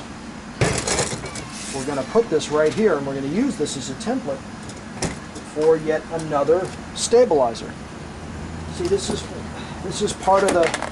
This is a great trick I'm teaching you, because you can make copies of things. Take it and turn it over, take a pen, and mark it off. See? You mark it off with a pen and you make another one. You make another one. It's easy. Easy peasy, 1, 2, 3, easy. And then you come in with your stabilizer that you cut away, and you mark that in. Just like that. It's so easy, guys. It's so easy. It is crazy. This is so easy. I'm doing this all in one afternoon. And then we're going to finish it and go fly it. It's so easy. Let's cut it out. This is going to be the upper portion of the... Remember, be very mindful of your fingers. I don't want to hear stories about people cutting their fingers off because they're not paying attention. There we go. Very gently. Finger awareness is very important because when you forget where your finger is, you tend to cut fingertips off. I've done it myself. This thumb, and I went to a emergency room and they sewed it back on for the grace of Neptune. They were able to sew it back on, and there you go. So there we are. Here's our bottom and top. Look at that, huh? Isn't that awesome? There we go. Look at that. So what I'm going to do is now I'm going to go ahead and make one out of Depron. Here's our Depron. Here's our wonderful, wonderful Depron. Wonderful, wonderful Depron. Get our Depron. Depron is good stuff. I love it. Mother's milk. So we take what we already have. We use this as the master. We put it up against a flat piece, just like that. We take our pen. See what I'm doing? We go ahead, we take our pen, and we draw it out on the Depron, just like that, guys. This is all easy stuff, man. This is so easy. You can do this at home. This is easy. Guys, this is the bottom. Okay, that's the bottom. And we do another one. We do another one right here. Not wasting Depron. And this is going to be the top. See what I'm doing? This is what you call Depron management. You've got to be careful with your Depron. Don't waste it. Okay? Let's go ahead and cut them out. Let's cut them out, gang. Here we go. One straight cut. Boom. We got two. We got a little jaggy there. It's no big deal. No big deal. Nothing to it, guys. Nothing to it, man. I'm telling you. You got this. If you're home on your kitchen table, your wife has slammed the door and she's done with you, but you know what? It doesn't matter, baby. You got Pabst Blue Ribbon on ice and you're making your own bamboo airplane. So there you go. You got Reuniti on ice and it's so nice. And you got Chuck Mangione on the radio. I'm just kidding. Alright. Depron cardboard. Okay? Now let's continue to use this piece to center everything up. There we go. Okay? Let's use this and center everything up. Right? Now, this will be the bottom. This is the top. This is the bottom. This is the top of the cardboard one. Now what we're going to do is we're going to lay in our piece of bamboo. Hey, boo-boo, we're going to lay in the piece of bamboo. Hey, hey, hey, hey. We're going to try to steal something from that picnic basket. Alright, let's put our mask back on. So we're going to do some cutting. And let's go ahead and do some cutting. To that length, same as the other one.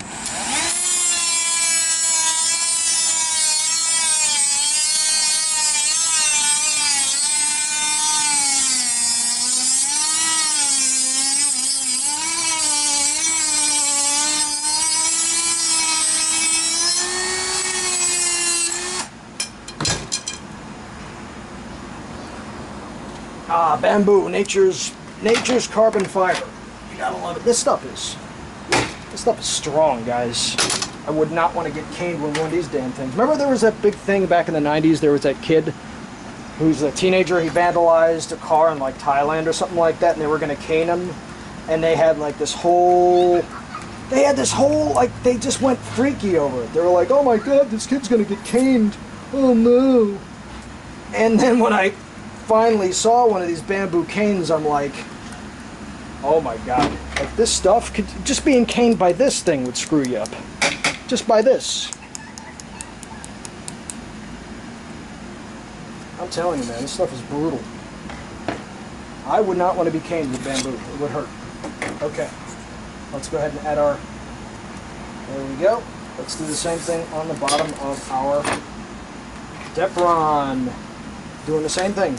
Running a bead. And wouldn't you know, I ran out of glue, man. Don't run out of glue. Don't run out of glue. It's very easy to do. Alright, let's put our... There we go. Check it out. For those of you doing cardboard, you got your cardboard. And for those of you not doing cardboard, there you go. Depron, cardboard. Cardboard, Depron. Isn't that awesome? That is so cool. So what we're going to do is we're going to come in with this piece, and then we're going to fit this over the top. Like that.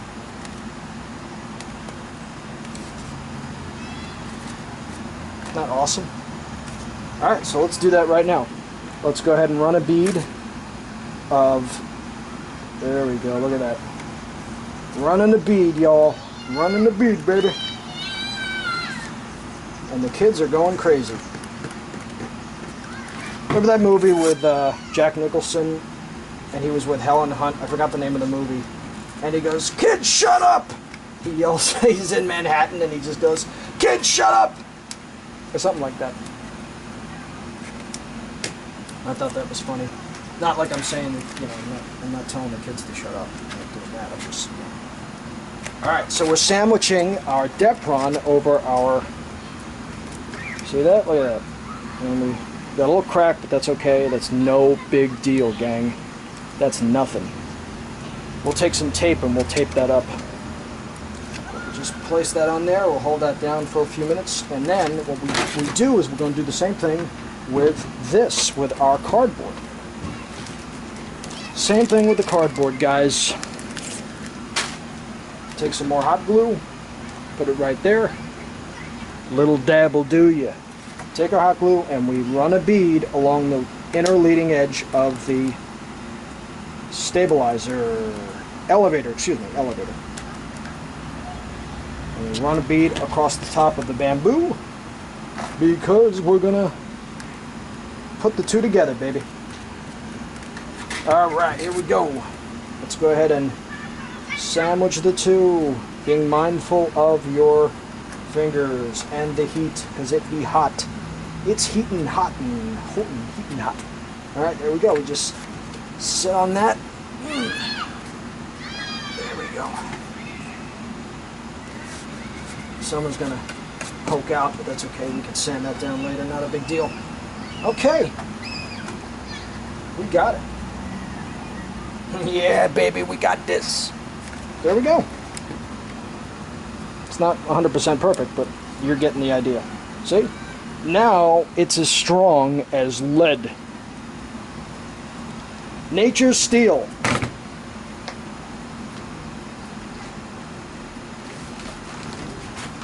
Okay, now we got the elevators done. Excuse me, we got the stabilizers done. Now we're going to do the rudder tail rudder. Okay, now it's also going to have a base of 8 inches, a chord of 8 inches, and it's going to be 8 inches high. So 8 by 8. Watch what happens. Watch this. You watching? Okay, watch this. Watch how I'm going to do this. I'm going to do a sleight of hand and make magic. I'm going to do a magic trick, an amazing trick that you're going to watch there. And I'm the Doug Henning of the RC world. Now here we go. We take 8 inches, we mark that off. 8 inches. That's the bait, that's the cord, and 8 inches high. 8 and 8. 8's a big thing here. And we'll go 2 inches deep. Nah, we'll go 3. Let's do 3. Let's use this tool, and we'll go 3 inches in. 3 inches in. 1, 2, 3. Boom. Boom, baby. And there we go.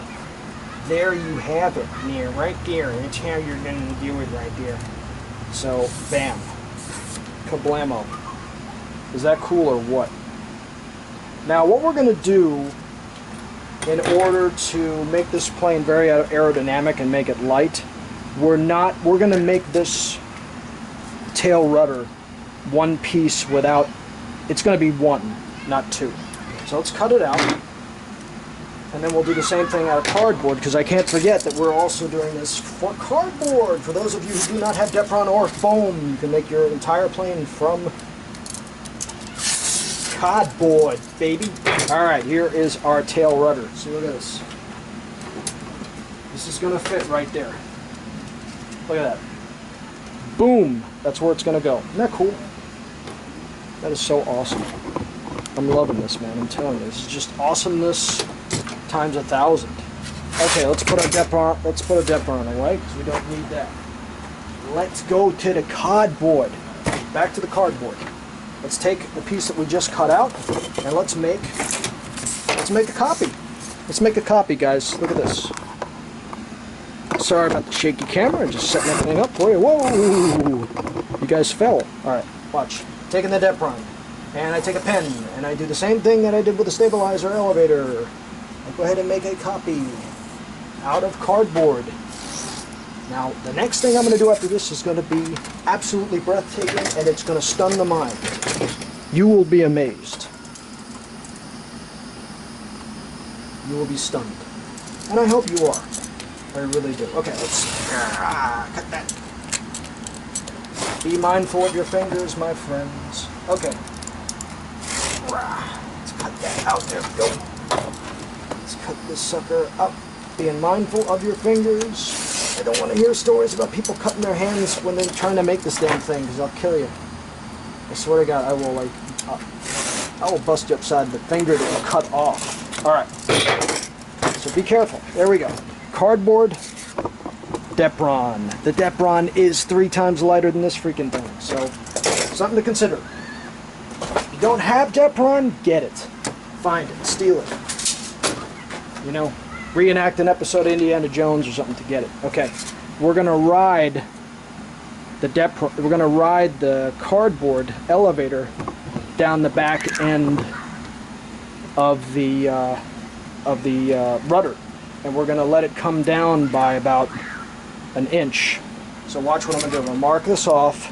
It's gonna come down 1 inch, about 1 inch, because that's what's gonna fit into the tail end here. I'm gonna cut a notch right there, and this is gonna pop into that. Yeah, baby. All right, let's go ahead and make the cut. Put our mask back on. There we go. It's cut.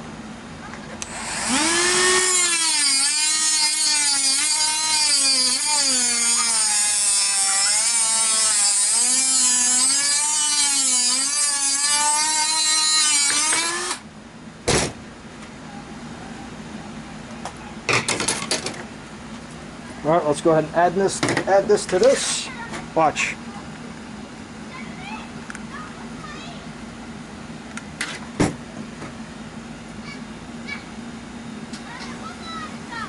There you go.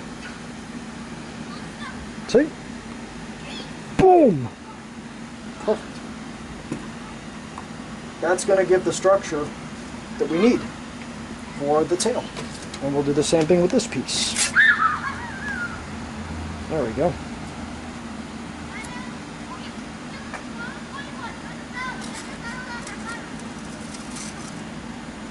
I'm going to mark the side that's good that I can put towards it. There we go. I'll go ahead and run my bead of hot glue. There we are, right there, like that. Let's go ahead and take our bamboo and stick it right on that sucker. Just like that. Look at that. Right on. There's our rigidity, baby. There's our strength. Look at that. Perfect. See? Cardboard, Depron. This is 3 times heavier. Warning, warning. Okay. Let's go ahead and cut away our excess.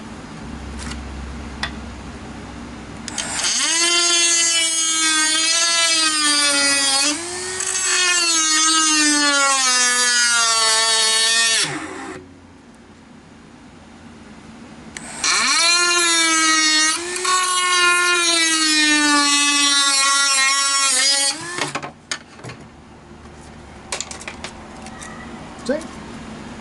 That's going to fit right in there, baby. You're going to have the elevator, bam, and then you're going to have, and then the rudder portion is going to fit in the back of this. So just hold tight, my friends, hold tight, because it's all happening. Demon driver here, and we are back. Okay, the next thing we're going to do is we have our wing here. We have our cardboard foam wing.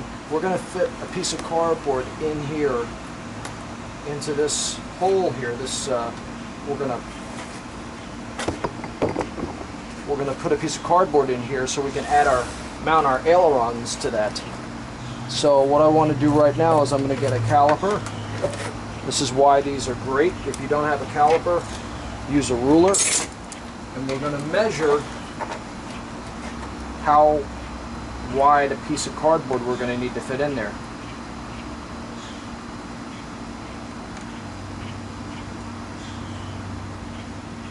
There we go. Alright, so we go ahead and have our measurement. We take a piece of cardboard.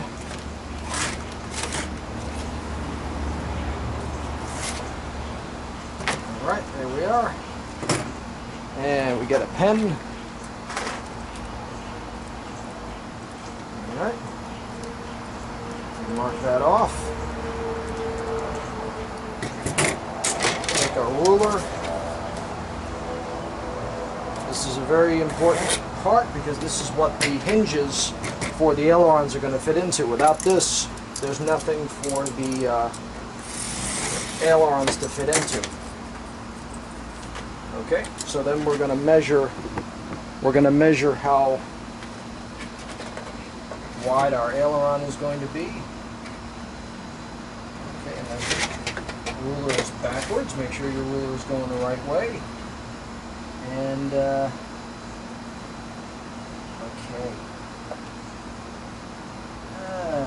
Right.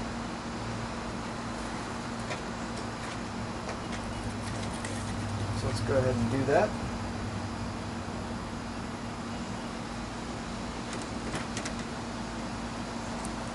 Okay.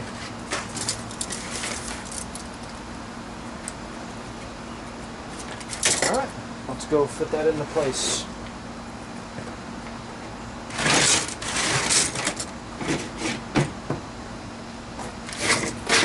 Cleaning everything away, I don't want to bring up the wing too much. And we're going to fit this right into place. Just right here. Just like that.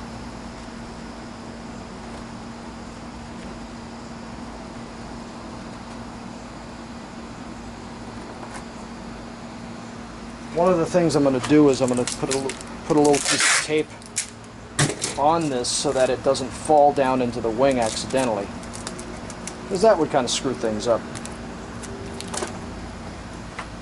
Alright, let's get our hot glue gun. I'm using hot glue because for this it's just faster and easier than using 2-part epoxy, because I know a lot of you guys can definitely get hot glue. And I know that getting 2-part epoxy isn't always that easy, or you may not have it readily at home. So using hot glue can be sometimes a good answer to that problem. All right.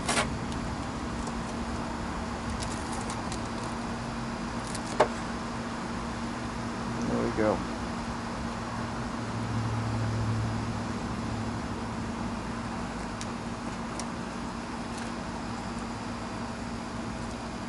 I'm going to let that set. Okay. And we're going to do the same thing for the other side.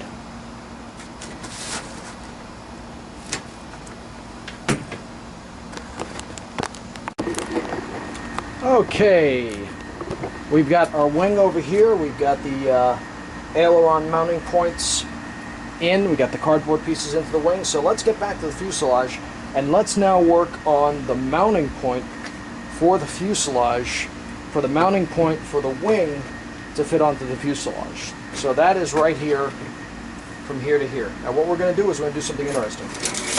We're going to use two pieces of bamboo sitting side by side like that, and they are going to basically be the mount to where the wings sit down. There's going to be a plywood plate that then is going to ride atop that. Let me show you. Let me draw it out for you so you understand what I'm talking about. Okay, look. Here is our bamboo rod, right? We're going to take two pieces of bamboo and fit them, so it's going to be like that, kind of like a Mickey Mouse face, and then we're going to have the plate, a plywood plate that's going to rest across those, or something like that. And then the wing is going to be attached to that.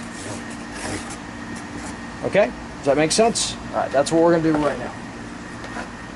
Alright, put my dust mask on, and I'm going to go ahead and cut away two pieces of bamboo.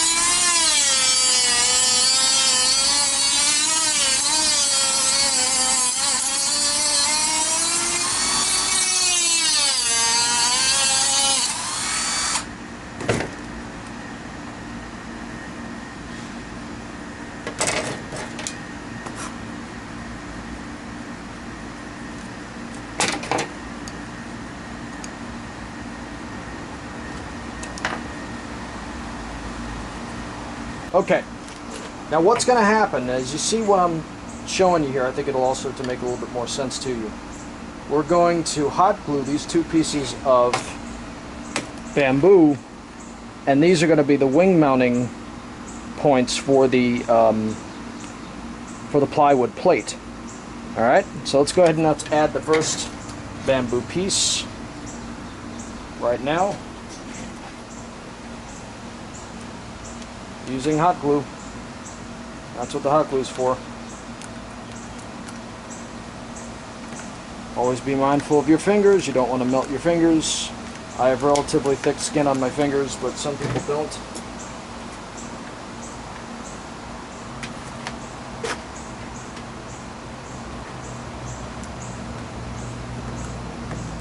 You want to put a real good amount on here,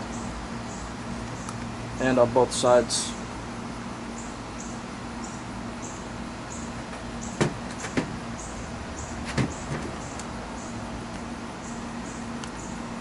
See what I'm doing? Got to make sure it stays pretty much straight.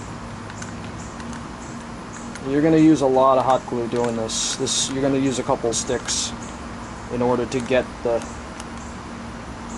See, hot glue is good, has a lot of good advantages over epoxy in some cases.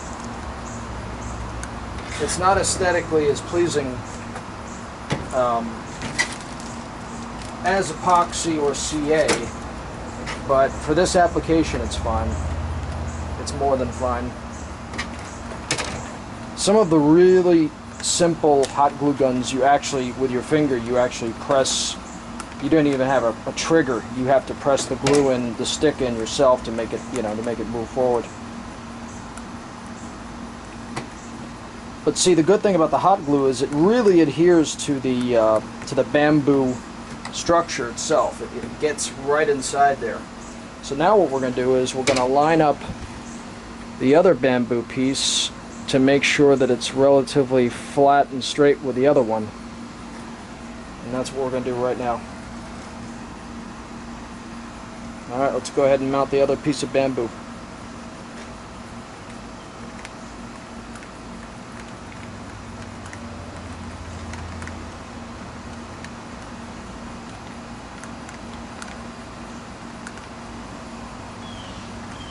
Do you so far understand what I'm doing? Does this make sense to you? This is what the mounting point for the wing is going to ride on.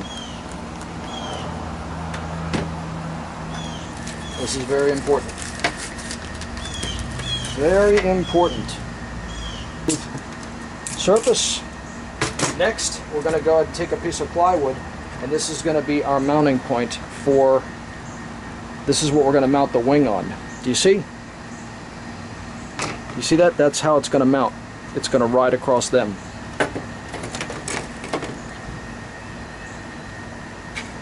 Alright, let's go ahead and let's cut that little bit off right there, the tab. Let's cut that off right now. Alright, let's put our dust mask back on because we're going to do some cutting. And let's do some cutting.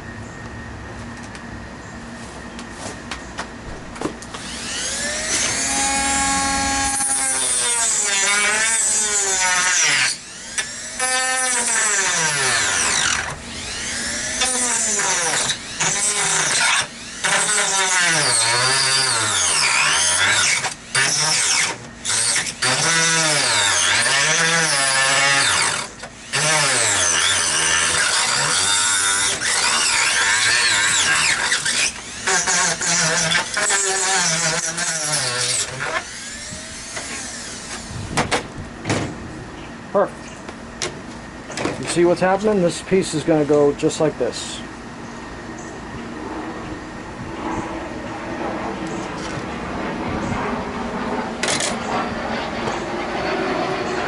I'm going to flatten this out a little bit.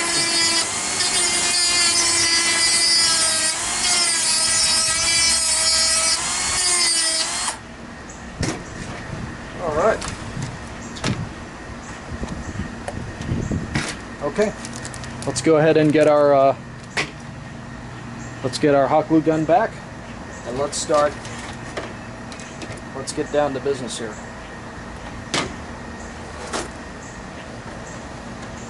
Actually, while I'm doing this, I see a potential problem in the offing, and the problem I'm going to run into is the plate is going to interfere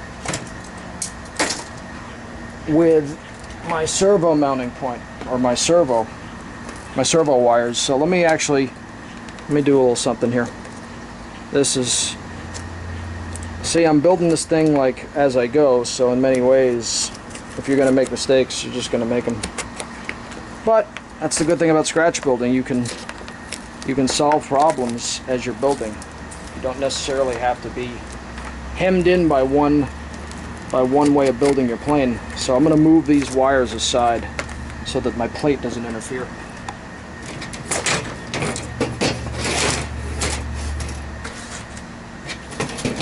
Let me go ahead and get the center point for the wing, and let me get that fully established. And that's the 24-inch mark right there. Gotta get your center of your wing established at all times. Make sure that you don't screw that up. 24 inches right there. So let's mark that off. Let's mark that off, my friends. 24 inches right there. And while we're at it, let's mark off our CG, 2.5 inches, remember? CG. So let's make sure we get that nice and established. Let's draw on our CG line so we know exactly how to measure the plane. Excuse me. Balance the airplane. So there we are. That's what the wing is going to ride on top of. So let's go ahead and mount that now. Here we go. See what I'm going to do? Does it make sense to you so far? Does anything make sense to you that I'm doing? I hope it does. Because this is all, look, I don't care what country you're in. If you're in Southeast Asia, if you're in India, if you're in Japan, China, you can build this airplane. The United States, I'm going to bet that you can get bamboo, and I'm going to bet that you can build this airplane. Alright, let's go ahead and mount. We're mounting our plate now. There we go. Look at that. That's what the wing is going to ride on top of. Make sense to you so far? You with me? You see? Let's go ahead and put some more glue in there. And for safe measure, later on I'm going to drill a couple of screws into that. And that will really ensure that the wing isn't going anywhere. And still, it's pretty light construction. I mean, this is pretty lightweight. Not a lot of weight here, my friends. Alright, let's go ahead and let's get ready to mount the wing. And what is that going to take? A hell of a lot more hot glue. Alright, while we're at it, let's mark off the center point for the leading edge of the wing. And let's do the same thing with the trailing edge. Right? So then when we mount the wing, we line it up perfectly with the fuselage, and it's not off-centered or anything like that. A lot of this that you're doing, a lot of this is just eyeballing. You're just looking with your eyeballs and you're saying, okay, that looks right, yep, that kind of looks right, sort of, yeah, okay, cool, I like what I'm seeing, good.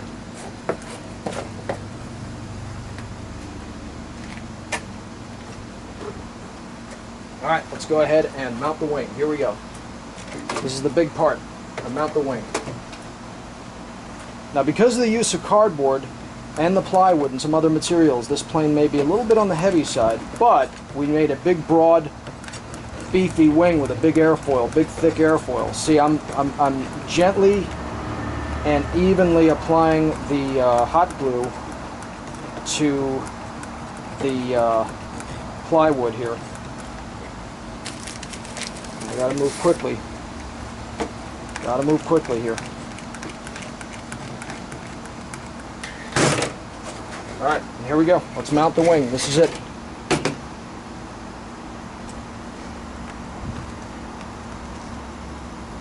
Look at that.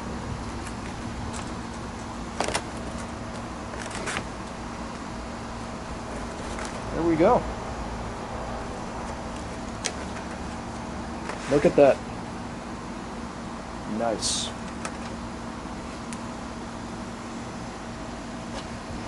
There we are, and our wing is pretty much mounted. Let's come back in with the hot glue, and let's get into that. Let's get in there. Let's force hot glue into that seam between the wing, the plywood, and the cardboard.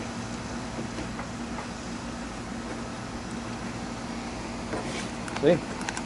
See what I'm doing? I'm forcing that into there, like so. This is going to take a little while, but you got to get it on there. No excuse. You got to get that. You got to get it all in there, guys, or it won't work. You got to get.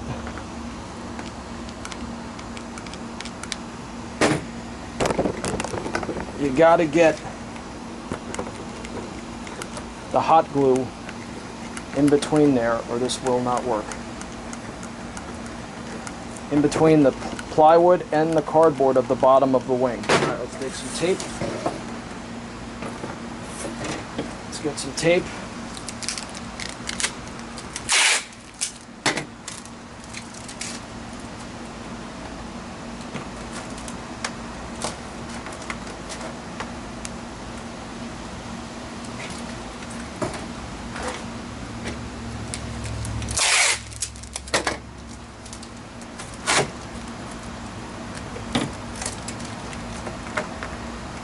Alright, that's helping mount that to the wing. And so far, so good. I'm liking this. Let's get some more hot glue in there. Now, trust me, I'm going to put some screws into this before I'm done.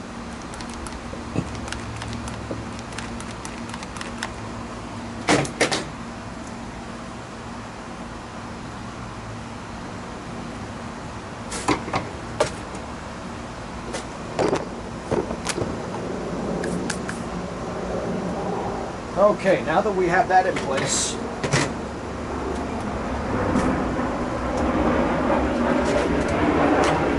let's start to look at the elevator. Let's revisit the elevator, shall we? Alright, let's put this up and away right here for now. Alright, let's put that plane right there for now. It's probably going to blow around, but who gives a shit? Alright, let's go ahead and let's clean up our elevator. Here's our elevator. Let's clean up the elevator. Let's get it looking a little bit better. See how it's separating right there? Let's get some... The one problem with the hot glue is it goes quick. So you get yourself a whole bag of the sticks, because you're gonna blow through them quick. Let's put a bead right in there. Let's get these two halves together. This is why tape is so important. Let's go ahead and get those two halves together like that. Perfect. Let's do the same on this side too.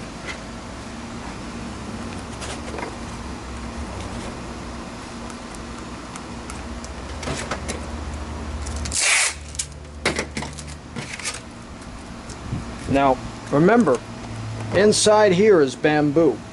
Inside this stabilizer, I've got a bead of bamboo. See? There's bamboo inside there. All the structure of this airplane is bamboo. No carbon fiber. No carbon fiber allowed in this plane.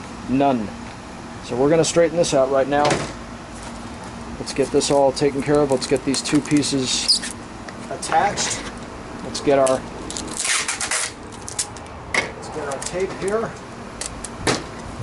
Let's go ahead. Let's tape all this up. We gotta move quick. Time is not on our side with hot glue. We gotta move fast. Gotta move quick.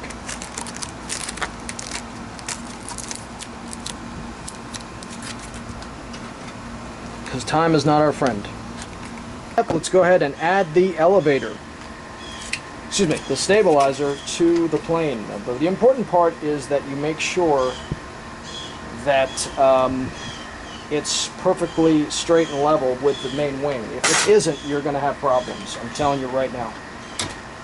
So we're going to put a whole bead right down the center line of the stabilizer. Alright, now let's go ahead and add it. Here we go.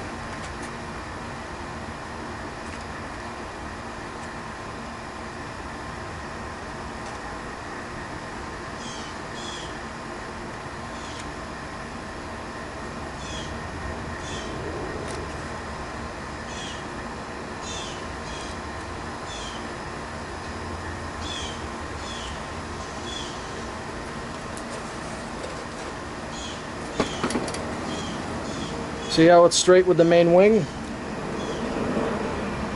Very important, my friends, very important.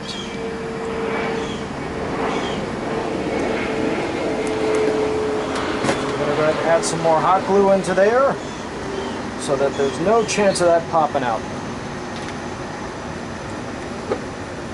See, once this thing starts coming together, gang, man, it really comes together.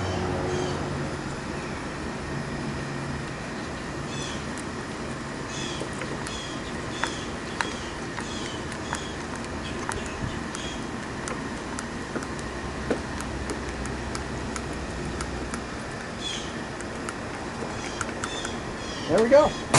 Look at that. That is awesome.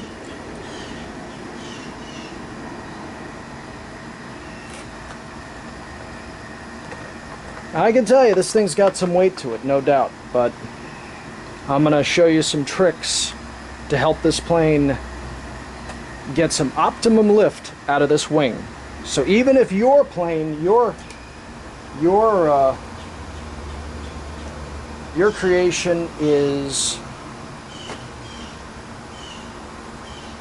heavier, I'm going to show you what you can do to actually make it, give it even more lift, even if it's a bit heavier than this, because there's some tricks that you can use. Now the next step is I'm going to go ahead and add the tail right to the mix. I'm going to add the tail to the plane. Okay? And there's a real good trick that I'm going to use to do that. I'm going to drill a hole straight through there. Right through there I'm going to drill a hole. And this piece of bamboo is going to go straight through. Alright, you ready? Alright, let's do that now. I got my mask on, and what I'm going to do right now is I'm going to drill a hole straight down through the stabilizer so I can fit the bamboo straight through. It's going to notch straight through. You understand? Good. Okay, here we go.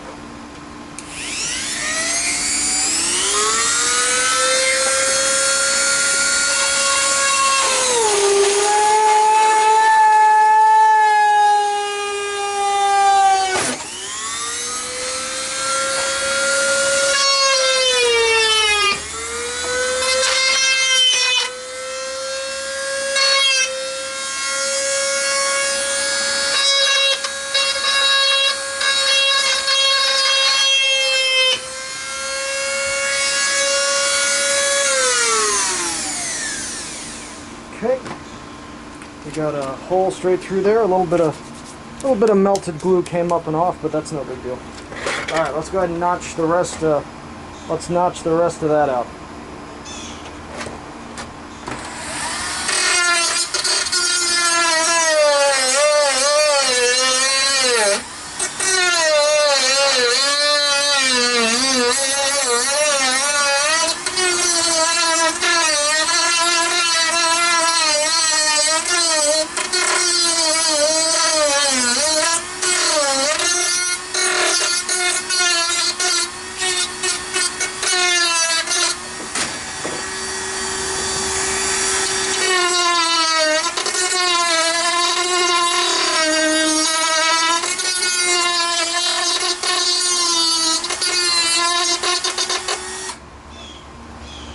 One word to the wise: never, when you're using a rotary bit, never have it look at your eyes like that. Always on an angle like that or like that.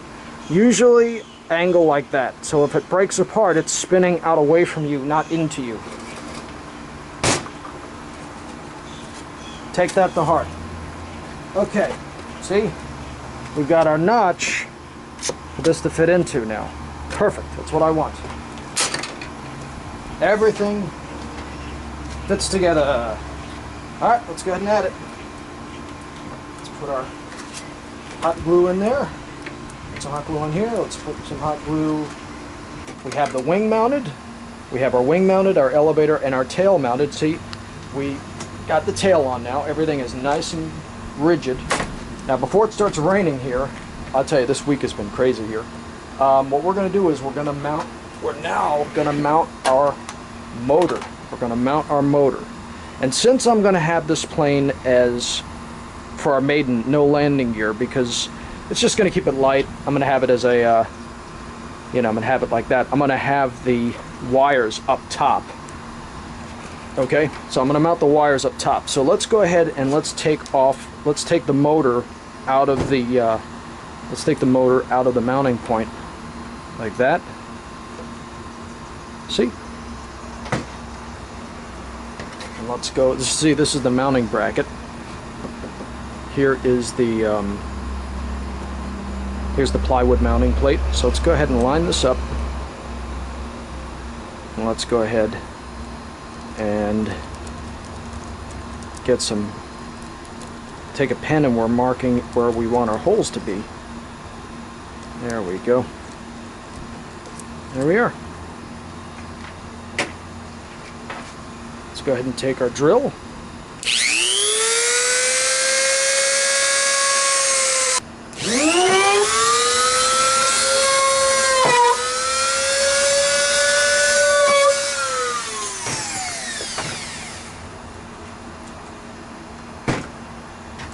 Let's go ahead and get some screws. Right here, these are here's some 3/8 screws right here. Let's go ahead and get these. Let's get a couple of these. And let's mount our mounting plate here.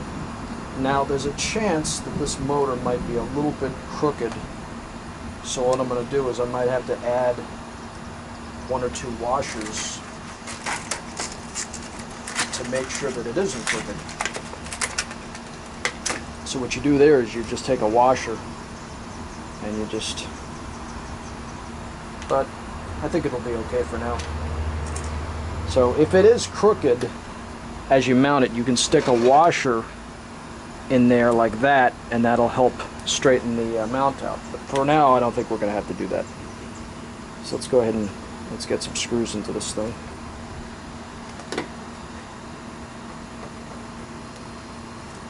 All right, let's get this mounted.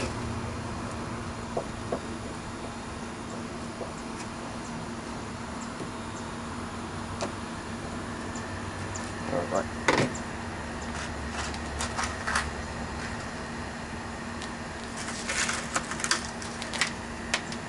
Okay, just screwing them straight in. Pretty easy stuff, guys. Pretty easy. Three screws are about enough. That's about all you need. Any more than that, and it's just basically, it's kind of just overkill. Just screw those straight into the firewall. There we go. Let's get one more in there for good measure. There we go. Put one right here. Just got a Phillips head screwdriver, some basic Phillips head screws, and just screw them straight in. There we go.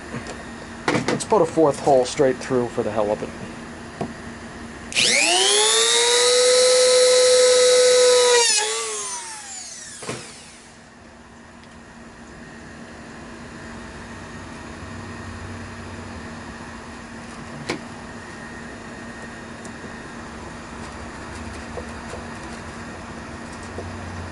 And I'm telling you something, guys, this is going to be a pretty tough airplane. Now, there we go. Let's get those in there nice and tight. There we are.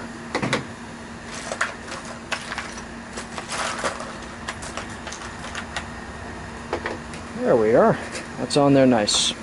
Let's see, what I'm going to do is I'm going to get some thread lock. This is thread lock, and I'm going to go ahead and put a little thread lock.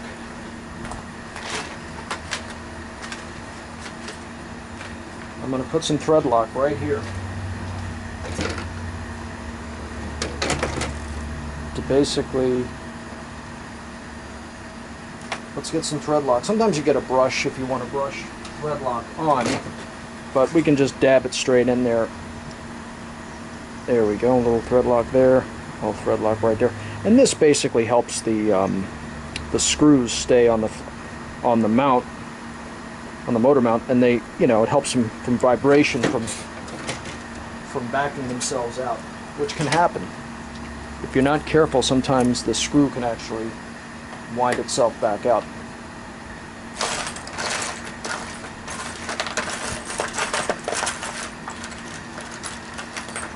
All right, now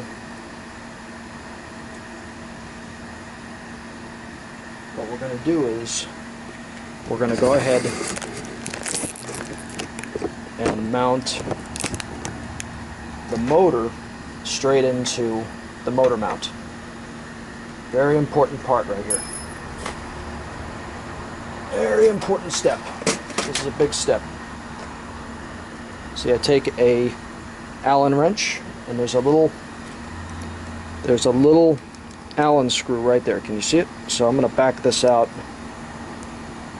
There we go. There we go. It fits right in, and then I screw down the Allen screw. Now, our motor is mounted. That's exactly the way I want it. Now, before we do anything, let's go ahead and let's run up the motor. Alright, let's run up the motor.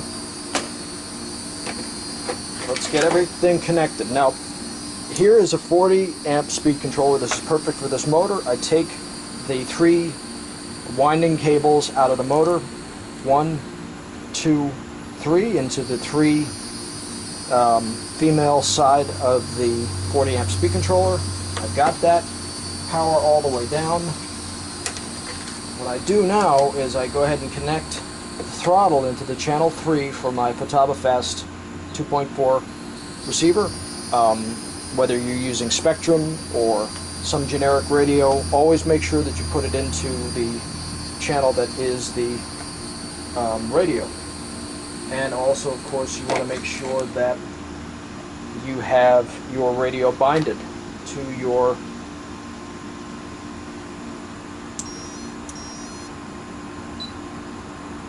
and this one is not binded to that radio, so I'm going to go ahead and bind it.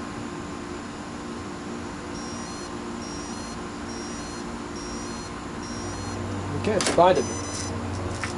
Alright, let's run it up and see if it makes sure it runs.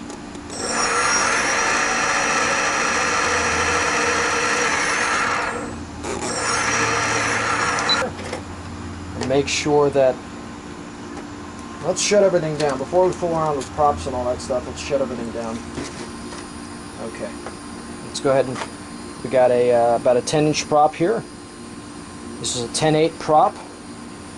There we go, let's fit that on. Right on like that. Let's put a washer over that. And let's just go ahead and put our mounting bolt. You can just hand tighten it. Let's go ahead and do that. There we go. Alright. Let's just get a wrench in there. And let's tighten that down nice and tight. There we go. Nice. Perfect. Now, let's hook everything back up and let's run her up again. Always being careful and mindful of your fingers. There we go. Beep, beep. We're good. Alright, let's run it up.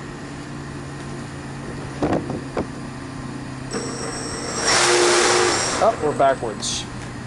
We're backwards, gang. So what we do is when we're running backwards, what do? We take one of the 3 winding wires. We disconnect that and we connect it into another one, just like that. There we go. Now, with our hand on everything, we just very gently move the throttle forward. There we go. And we got the air going the right way. Air is going the right way.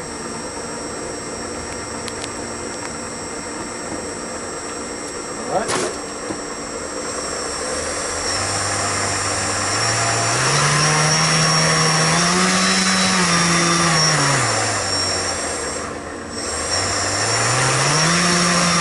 Controller on our plane. So let's go ahead and let's go ahead and mount this onto the plane. Now let's mount it a little bit off to the side so we have room for the battery if we want to place the battery on. Let's go take a tie strap.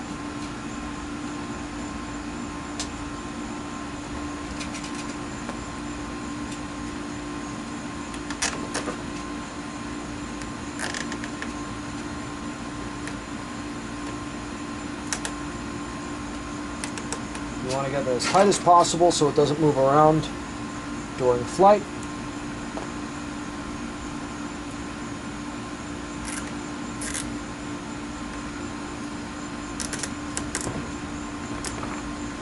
There we go.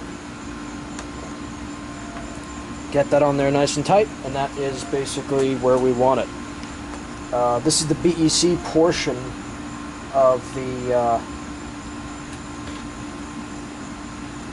of our ESC. We'll go ahead and also strap that on.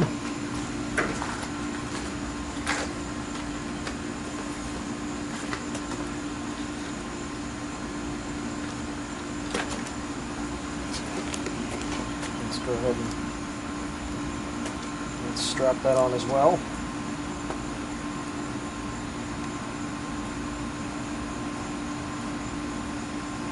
Some older ESCs have the BEC separate from the battery eliminator circuit, separate from the actual unit.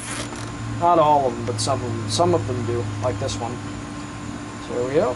So we have our throttle ESC cord. All right. And we'll put some Velcro on there so we can mount our receiver.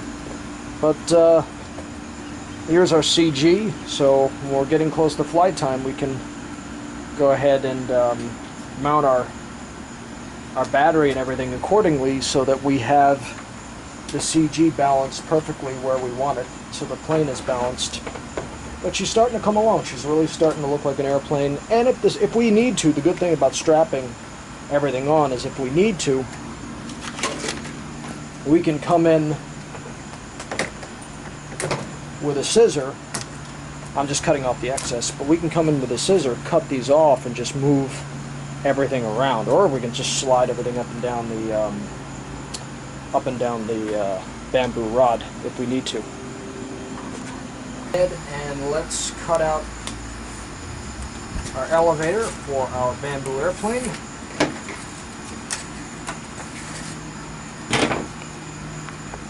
We know that our elevator is going to be 14 inches long. So let's cut out 14 inches. All right.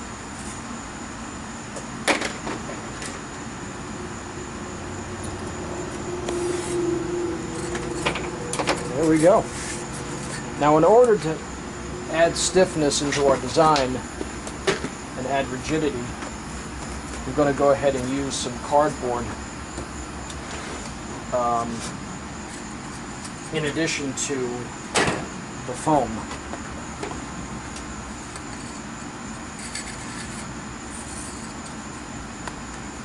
Because we have to add a little bit of rigidity to this design here.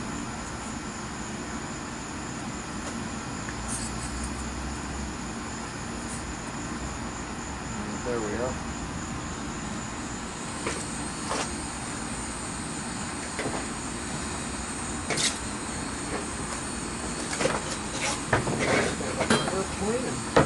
Get that out of the way for a while.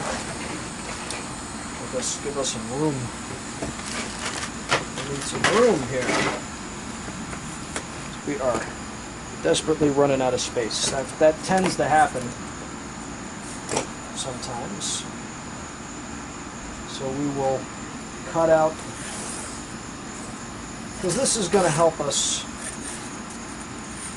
make an elevator that's going to give us a little bit of rigidity along with the foam, because sometimes foam by itself isn't strong enough just by itself, so sometimes you have to add a little something to it. I normally just add balsa, or I laminate it with fiberglass, something like that. That's fine, we can do that too. But this whole build is mainly for people that don't have the materials that I have. If you live in a country or a part of the United States, or really anywhere, and you don't have access to lots of material, you gotta use something, right? So, that's why I'm using foam.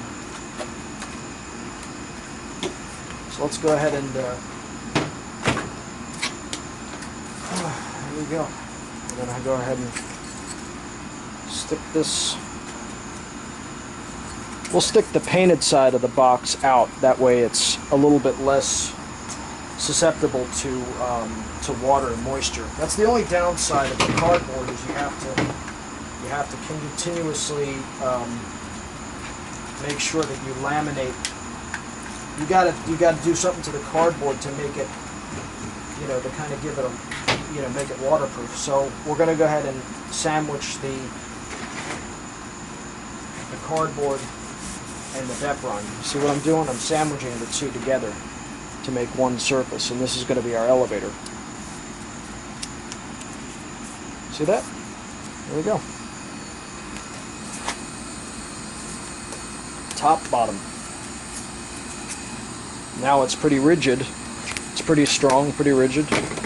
Now let's make our ailerons. Let's go ahead and make our ailerons. Now for the ailerons, we're going to do something a little bit different. What we're going to do for the ailerons is we are going to use all we're going to only use foam for the ailerons. Now, I remembered that I cut out these portions. Well, this is the elevator. And this, if I'm not mistaken, yeah, these are the ailerons. This is the cardboard that I cut out. Now what I'll do is I'll use these as templates. Okay, I'll use these as templates to cut out my ailerons from Depron. If you have to, you can also use just cardboard. Just remember, the more cardboard you use, the heavier your plane is going to get. So you got to really be careful. You can only use so much cardboard. That's the only downside of cardboard, is it starts to get heavy. It starts to get heavier and heavier and heavier as you use it. So you got to really watch out, because the weight will really creep up on you. I really mean that. So you got to be careful. And as you can see, this is some of the Depron I used when I made my TIE Defender from Star Wars. I cut the main body out of this piece of foam. So we're going ahead here and we're going to make our top and the bottom of our aileron, and I'm going to show you something really interesting.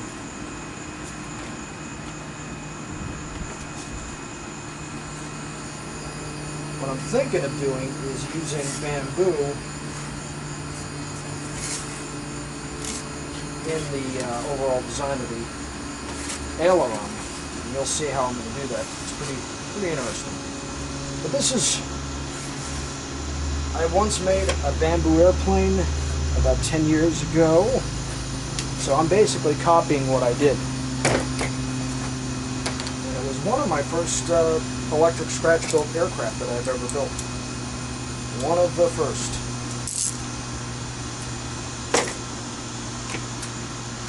So this is kind of a trip down memory lane, as they say. So I'm going to go ahead and cut out my ailerons here.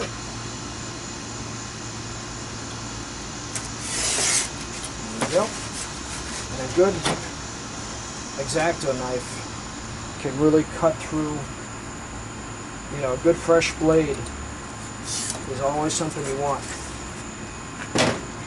Once a blade starts to get dull, it just doesn't cut properly anymore. You got to be careful of that.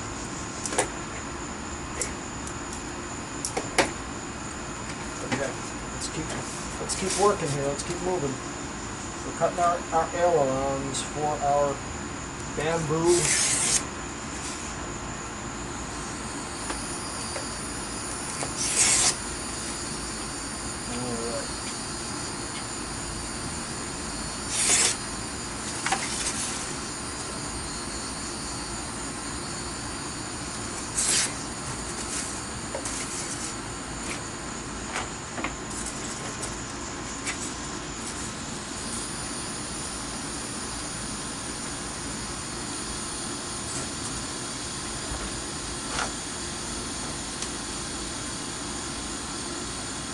Stack them and sandwich them, and then we just cut it along the ruler. The ruler is what see, I just poked myself. See what can happen? Razors are dangerous, my friends. You got to be careful.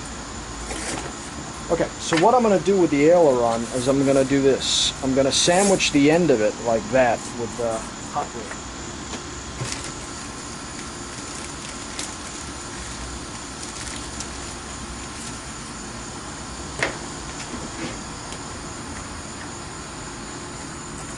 Take my hot glue,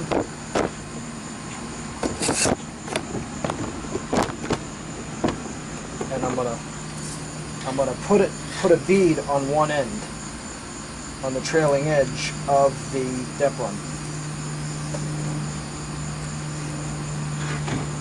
See, like that, just like that. There we go. That's one. Let's do the other one.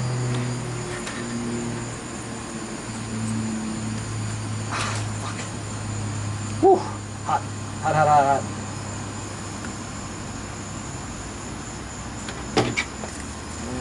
do the other one, just like that, just like the first one. There we go.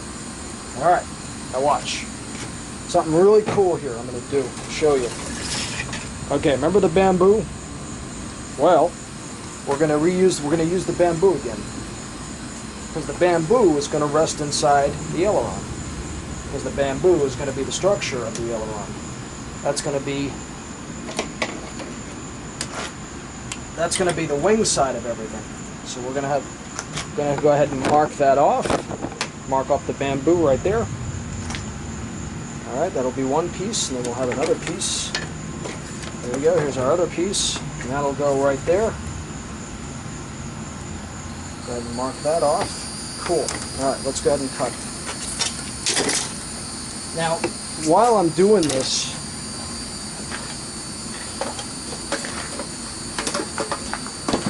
you guys see me using rotary cutters. You can use, you can use hand saws if you want. All right, hand saws are fine. Okay, you can use them. All right, but sometimes they can be a little bit of a pain in the ass with bamboo. So I like to just save time, and I opt to use the rotary.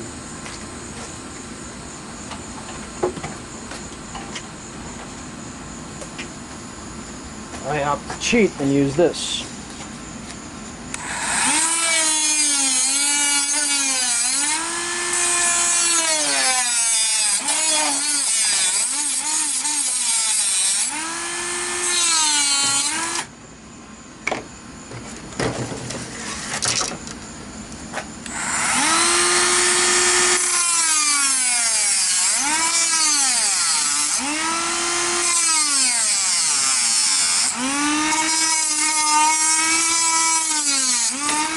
There we go. Okay. I love that smell of burnt bamboo. It's a good smell. Okay. See, what we're going to do is, here's our aileron. Here's the trailing edge, here's the leading edge. We're going to pop, I had it backwards. Yeah. We're going to pop this inside of this. You see? Look at that. There we go. Look at that. See, that's what we're going to do. So watch. So that is going to go right there as our aileron. There we go. Isn't that cool? Haha. You didn't know I was going to do that, did you? There we go. Just like that. See? Alright, let's go ahead and get some hot glue in there. And this is going to be our aileron.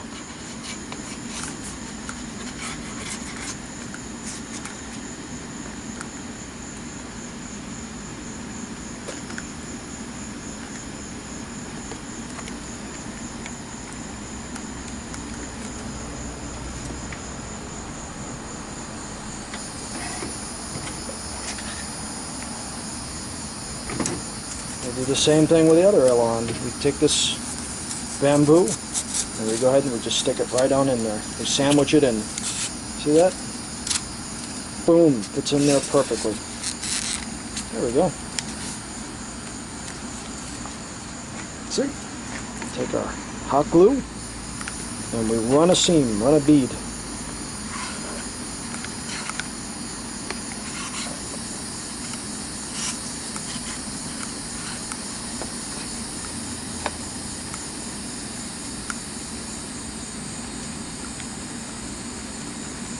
And we put a little bit of hot glue on the end to create an aerodynamic closure, so that, you know, so you don't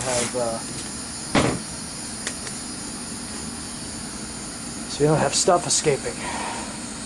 Well, excuse me, air slipping in and causing drag. Holes and pockets and creases and things like that, all they do to an RC airplane is create drag. That's it. They only create drag. Remember that. Now, let's go ahead and make our rudder. Our rudder does not have to be that strong, but it has to be rigid. And if you want, you can add cardboard to the rudder. You can do things like that. That's fine. We'll make the rudder the same width as these right here. Alright. Our rudder is going to be 8 inches tall. And what we're going to do is we're going to make the rudder on an angle up so that the elevator, okay, has room to go up and down below the rudder. You understand what I'm saying? Because that's what we don't want to do. We don't want to inhibit the movement of the rudder, because then we'll really be up the creek, as they say. Alright, so there's 8 inches. Let's go ahead and cut that out. This is going to be our rudder.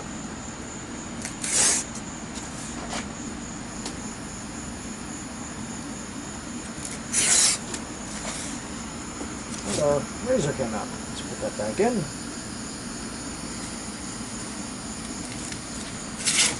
Trying to keep all this action right in front of you. Okay. And here is our rudder. Look at that, isn't that cool? Let's get our airplane.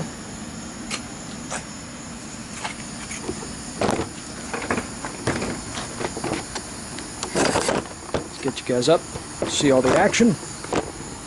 Right. Here's our plane, and here's our rudder. So our rudder will be here.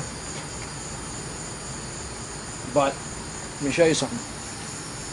Here's our elevator. So our elevator is going to rest right here.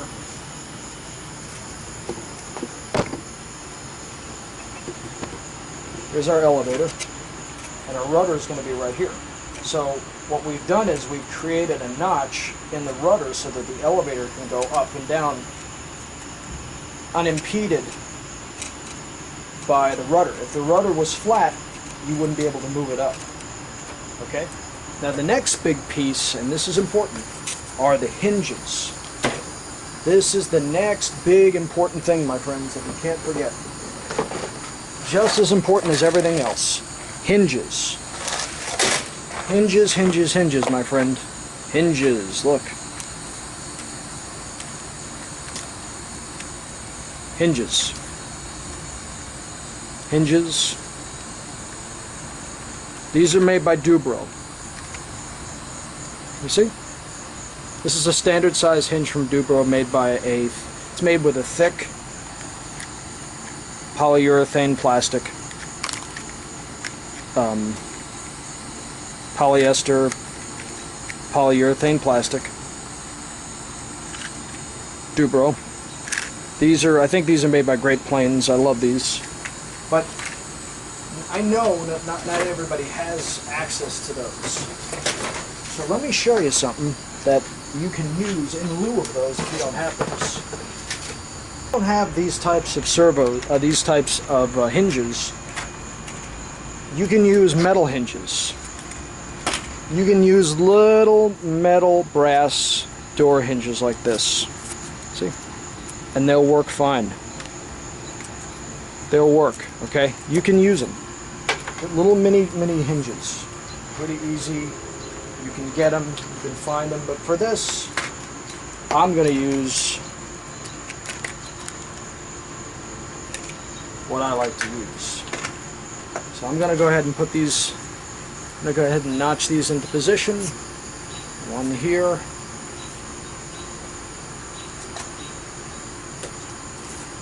I'm going to put 4 into this elevator.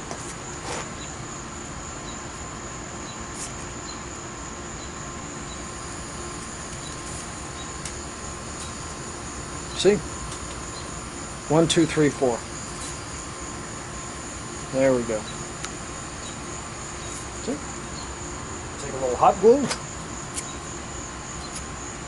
Put a little hot glue right in there, a little bit, and very gently stick it in there. Very gently. Being ever mindful not to get the hot glue on the hinge portion, because if you do that, it's all over. A little bit in there. Now that's something you don't want to do, because that'll ruin your day. You got to make sure you don't get it on the hinge, because if you get it on the hinge won't move. There we go. Just stick that in there. I stick that right in there, ladies and gentlemen. And we just stick that right in there. There we go. Look at that. 4 hinges. Perfect. Beautiful.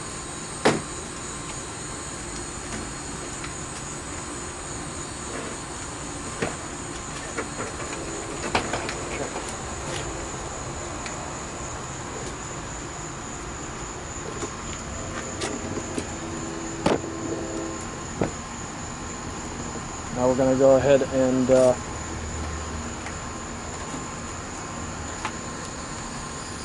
first what we're going to do is we're going to line up the hinges. We're going to line up the hinges with, we're going to mark them off where they are on the elevator. That way we know where to cut. Right there, like that. Then what we'll do is we'll go ahead and see what we're going to do. We're going to cut out a little portion where we want the hinge to fit. Now that right there, we know we got a good hole.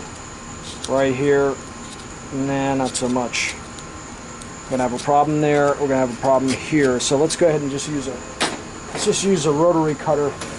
And let's just cut that. Let's cut all that crap out. Save some time.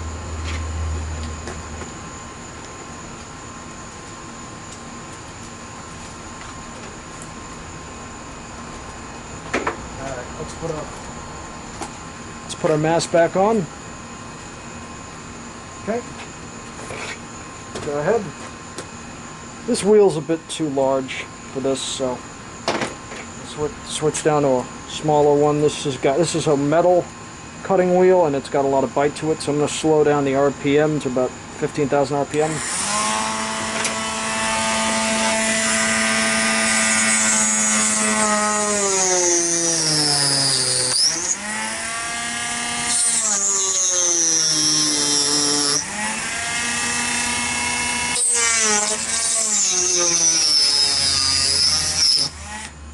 Okay. Put the dust mask on. Anytime you're creating dust, put the mask on. You don't want COPD 10-20 years down the line because you weren't careful. And don't give me any. Don't tell me it ain't gonna happen. You gotta really be careful with yourself. Your lungs don't like wood or foam particles in them. Trust me, they don't.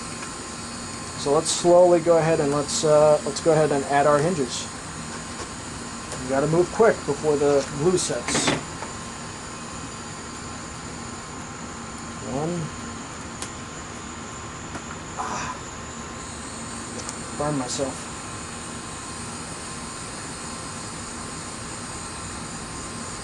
Ouch, that hurts.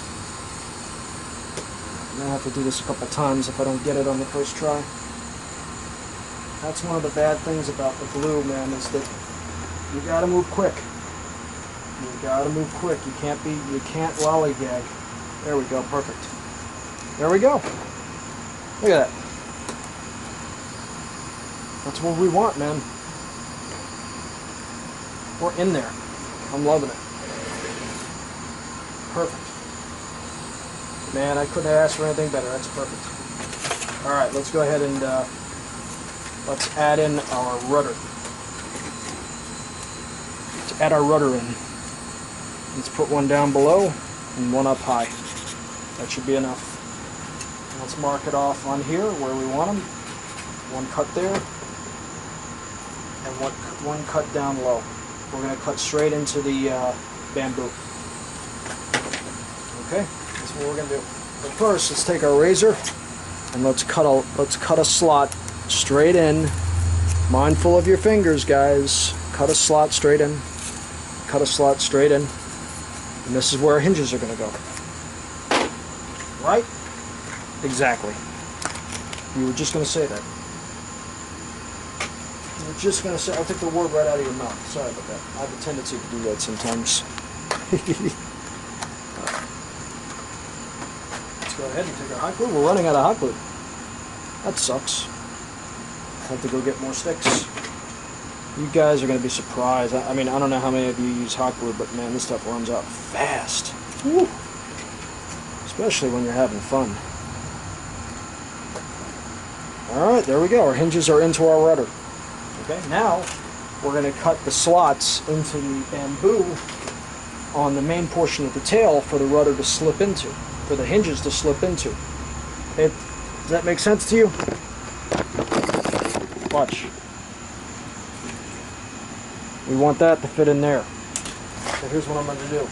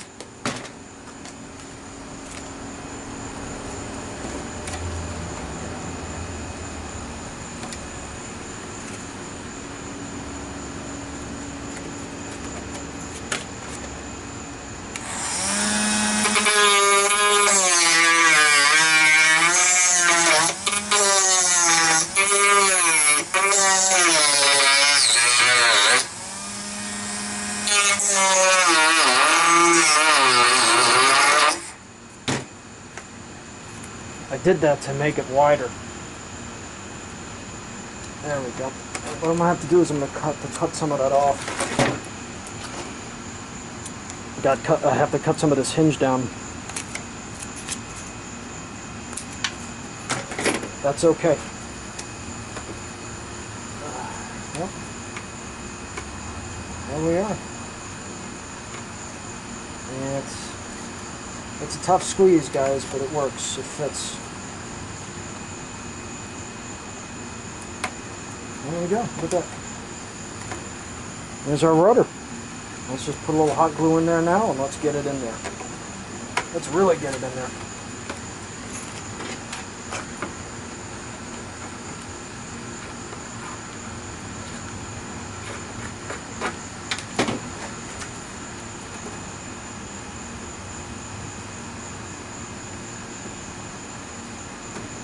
Yep.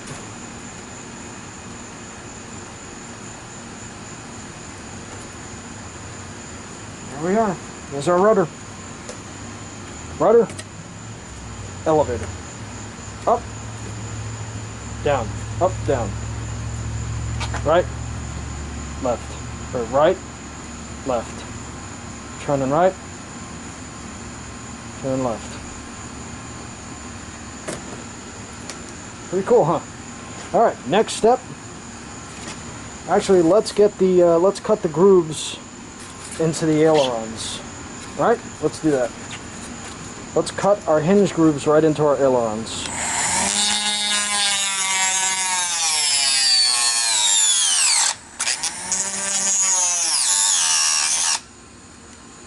We're running out of juice on this thing. That's not good.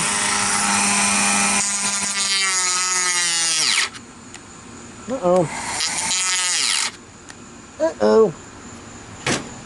But basically, we're going to do exactly what we did with these. We're going to do with this. Just copy what I did here and do the same with the ailerons, okay? It's really easy. All right, let's keep moving. All right, now we are going to tackle a very important subject on our bamboo RC airplane, and that is servos. Servos. Okay, we got 1 type, 2 type, 3 type. We got micro,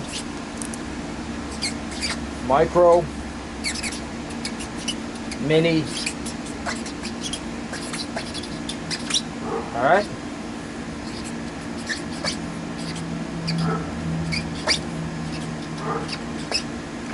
Micro size, mini size, standard size servo. Well, let's take a look at these types of servos. Now, this right here is a micro servo. Do you see this? This is a micro servo. Let's take a look at it and see how small it truly is. Okay. Now, in millimeters, in inches, this micro servo is 1/78 of an inch by a little over 1/4 of an inch, 1/33 of an inch. Millimeter wise, we're talking 20 millimeters by about 8.5 millimeters. Okay? This is micro. This is a micro-sized servo. Now, for this pool noodle, for the 48 by 48 inch, for the bamboo airplane, I'm saying pool noodle. For the bamboo airplane, this micro size is too small. This is no good. No. Too small. Now, what we have here is a mini-sized servo. You all know this. This is your classic. And this, you could even call this this Hextronic HXT 500 is somewhere in between a micro and mini scale.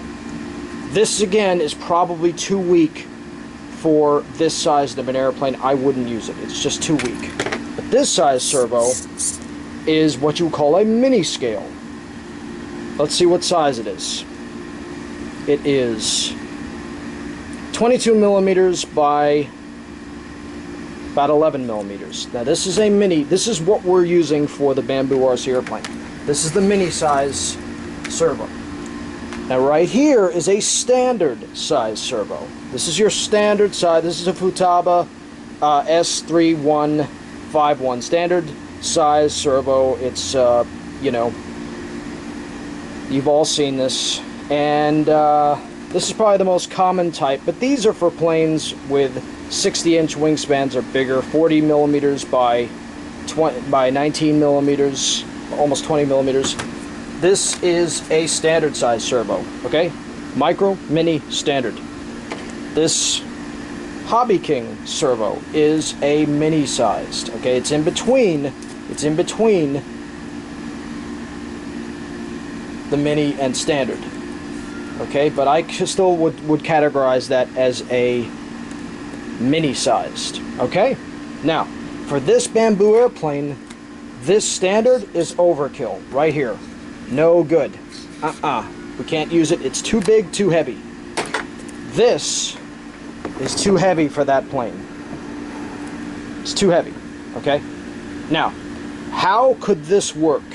How could we make this work? Now, let me show you something. Now, the standard size servo could work if, and only if, we did this. Let's have a look at our bamboo airplane. Here's our bamboo airplane, right?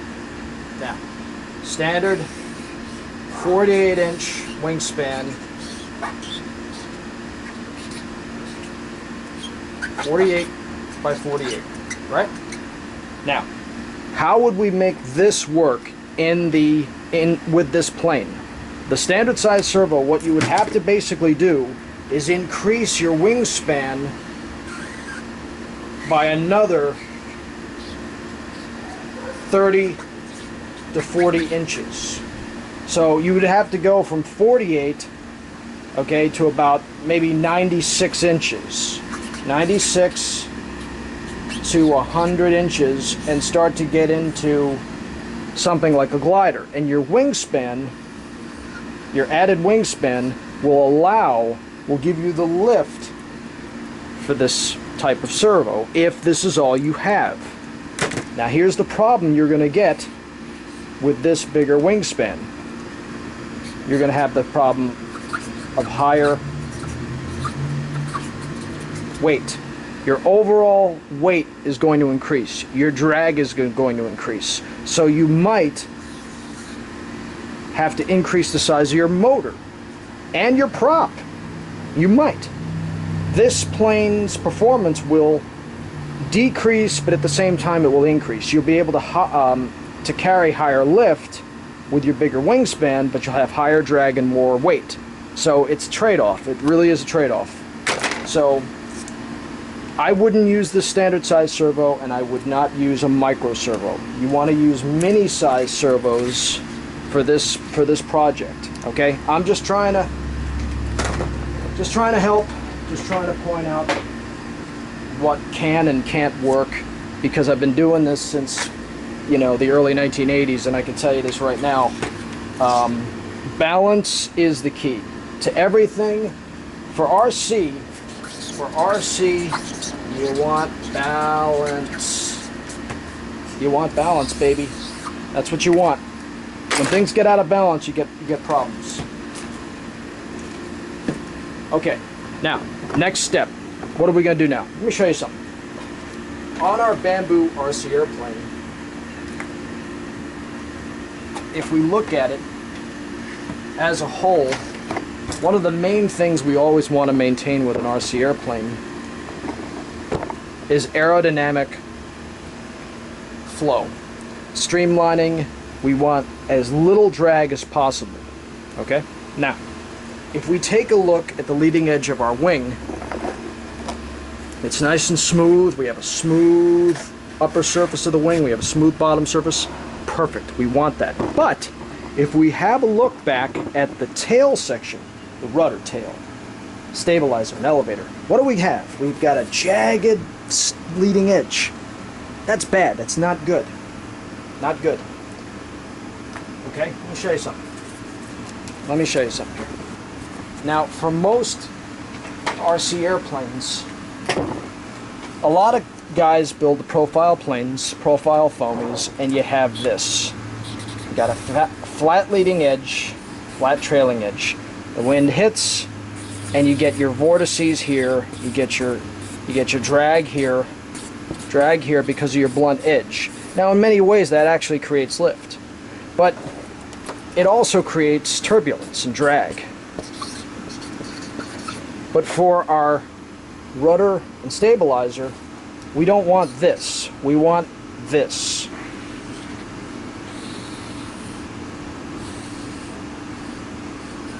We want a smooth leading edge. Okay? If you can get it, you would want a smooth leading edge. Okay? How do we achieve that? Well, I'm going to show you right now. Get balsa or any kind of wood, balsa or any kind of soft wood, basswood, anything. And we're going to add the balsa to the leading edge of the tail of everything. Okay? Now what we're going to do, then we're going to sand it smooth. We're going to sand it smooth. Watch. I'll take my hot glue. Get my hot glue. See, right now it's about 95 degrees here in South Carolina, so I'm sweating like a freaking pig. So I apologize for that. So we get our hot glue. Let's make sure we got that nice and smooth, and we go ahead and we just stick it straight to the leading edge of the tail. And it serves another purpose also. It gives you a strong ding resistant, well, semi-ding resistant leading edge. See that? There we go. And let's do the same thing for the stabilizer. Okay? We're going to go ahead and we're going to add a leading edge to the stabilizer. Do the same thing.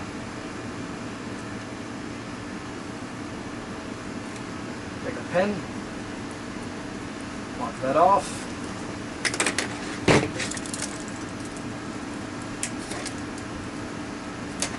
Alright, see what I'm doing?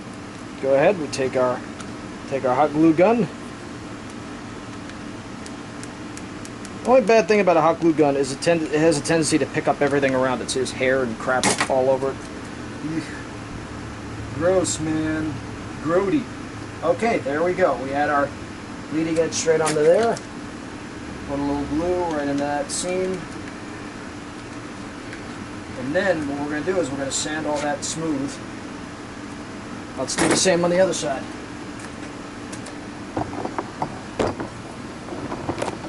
Let's do the same here on the other side too. Now see, we've got some glue sticking out, and I'm going to take a razor and I'm going to cut that. I'm going to go ahead and cut that leading edge a little bit.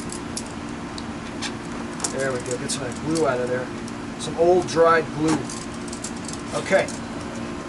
Now most likely wherever you live you can get bamboo. If you live in Europe, if you live in Southeast Asia, Africa, you can get bamboo. Bamboo is almost everywhere. Bamboo is, trust me, you can get it. I mean, if you're in the United States, Canada, Mexico, you can get bamboo. I'm almost certain you can find bamboo. That's why this build is so great, is so important for you, because it's materials that you can readily get. So there we go. I'm adding my balsa leading edge to our stabilizer. See? See? And the advantage is it gives you kind of a ding resistant. It's tougher. The balsa is tougher than the foam, than that Depron. Okay? Now that it's on there, let's go ahead and start sanding it smooth. Let's get it sanded smooth to a nice edge. Nice aerodynamic edge like I talked about. Let me go ahead and put my dust mask on.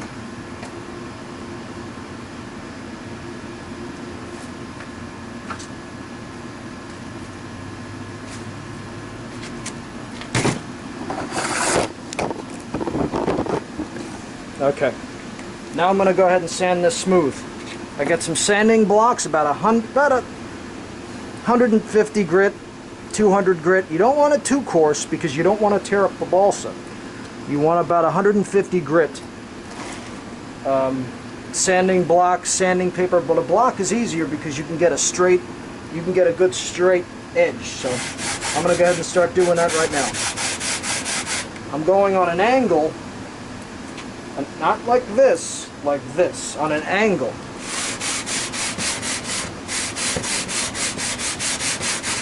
See? And what's this doing? Well, it's going to give me that curved edge I was talking about to you. See?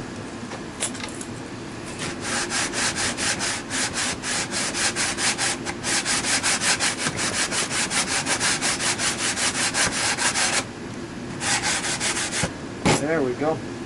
Nice aerodynamic leading edge. So I'm going to get my brush, dust that off, right? Right, exactly. Let's get all that crap out of there. See? See what we got now? Look at that. Smooth leading edge. Very smooth leading edge. Now let's do the same here to the elevator. Okay guys, you paying attention? You should be building this with me, and you should be doing the same thing I'm doing. Okay, if not, I'm going to come over there and we're going to have a conversation like we did in the old country. You know what I'm talking about? Come on! Alright. Sanding block. On an angle. Not like this. No, no. On an angle. Angle. See that?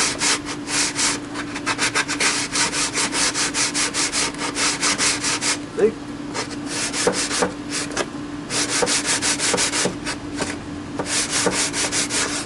We're going to round that out.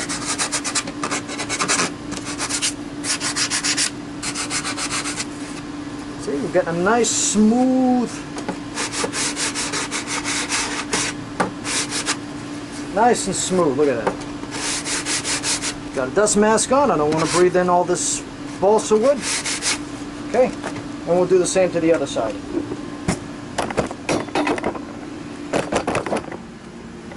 We'll do the same thing right here.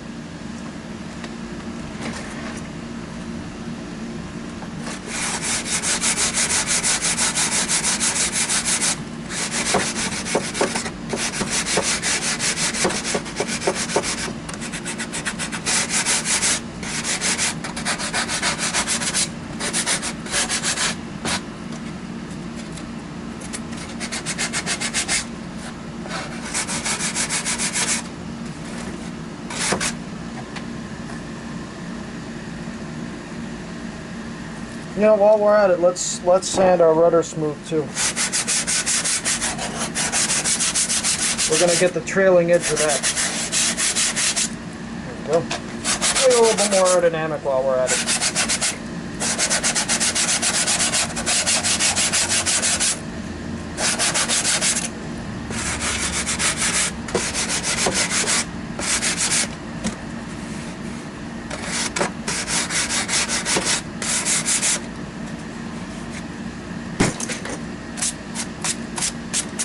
Brush.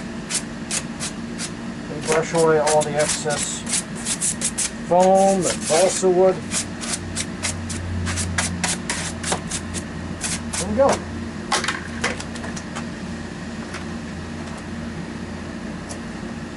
Let's get a little bit more hot glue under that seam there. It's not exactly adhering the way I want it to.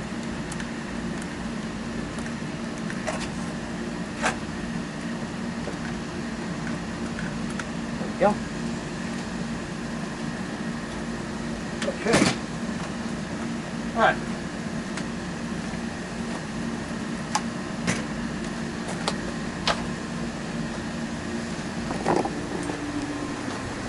And do you see what it also does? It gives our foam airplane a little bit more of an aesthetically pleasing look, especially here back in the tail by having the balsa. It cleans everything up, it makes it look a little bit nicer, it makes the plane look a little bit more professional, a little bit cleaner. Okay, now, next big step. Next big step, and this is what I call a big step. Let's go ahead and put our bamboo airplane over here for a second.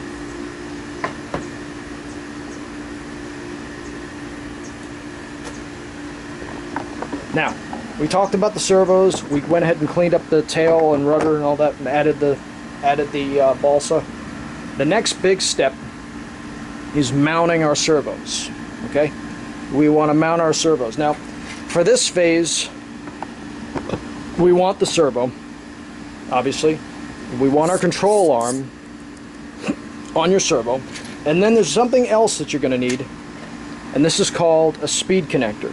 Now, if you don't have a speed connector, there's a lot of things you can still do. Let me show you.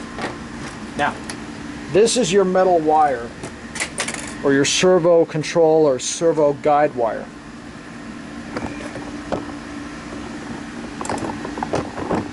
Now, your metal servo guide wire is what goes from, or servo linkage.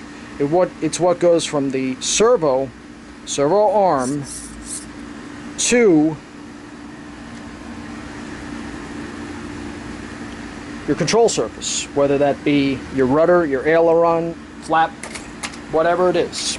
Now, sometimes you might live in a country where you cannot get, or excuse me, you live in a place or you just can't get them, you don't have the time, you don't know how to get them, you don't know how to get these.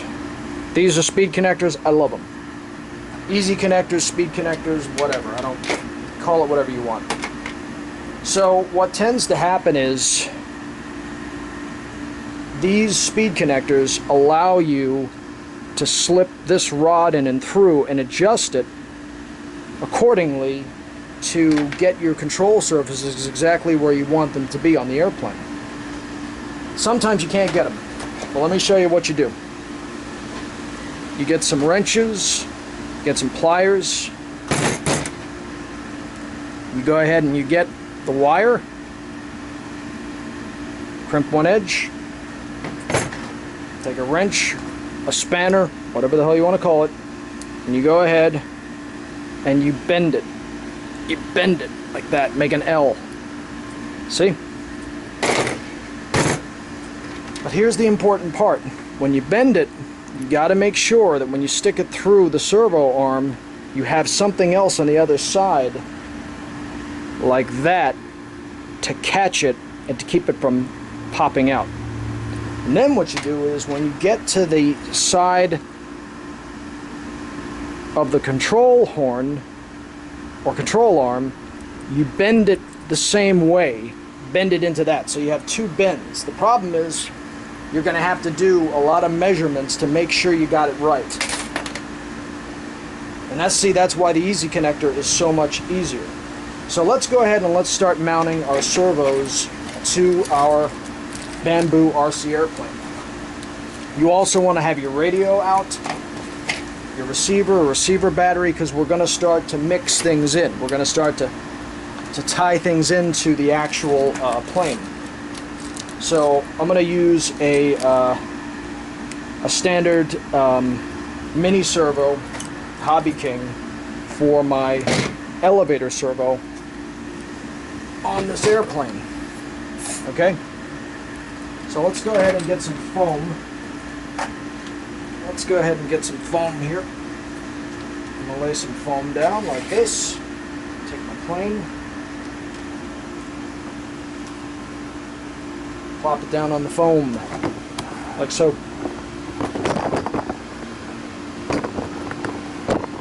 Now, here's the bottom side of our elevator stabilizer. Stabilizer, elevator, up and down, up and down. This is the up and down motion. Down, up, down. Right? Right. Okay. What I'm going to do right now is I'm going to go ahead and mount. I'll go ahead and mount my servo for my elevator. Okay? I'm going to mount it. Now, one of the things that you don't want to do when you're mounting your servos on your tail section, get you guys a little closer to the action here. When you're mounting your servos, actually, let me get in here out of the let me get into the shade because it's incredibly hot right now and I'm burning my ass off. I don't want to get a sunburn. I've got Irish skin and I burn real easy. I'm going to mount my servo right here for my elevator.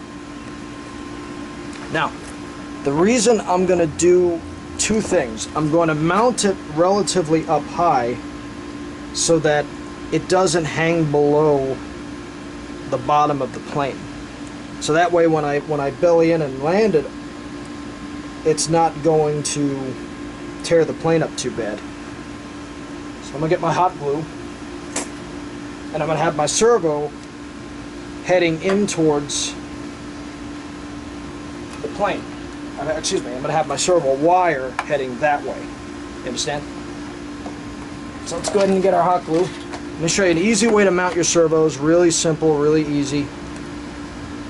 Go ahead and get some hot glue. Put it right on the servo.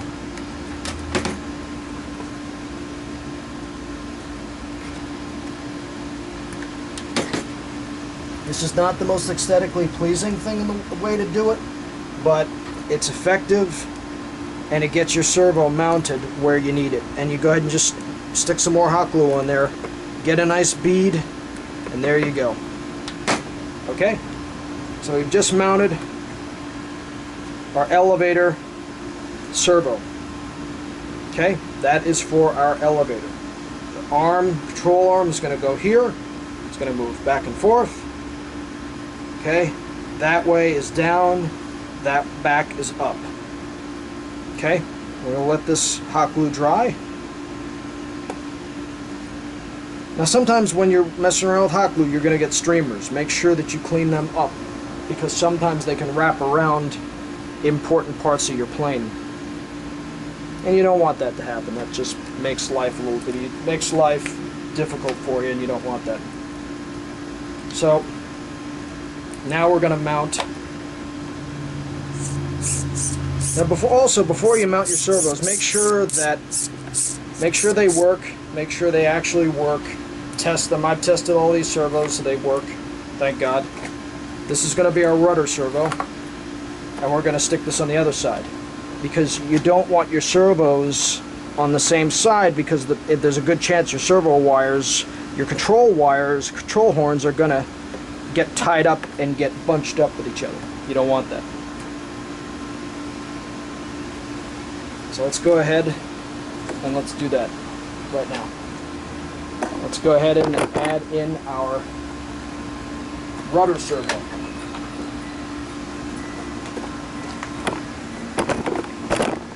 Now, all the while, one of the things I have to make sure of is that my linkages don't interfere with the throw of the servo. Rudder movement, elevator movement. Now let's go ahead and let's add in our, so you want the wire going towards everything, so let's go ahead and take, let's move this around here. What I'm going to do now is I'm going to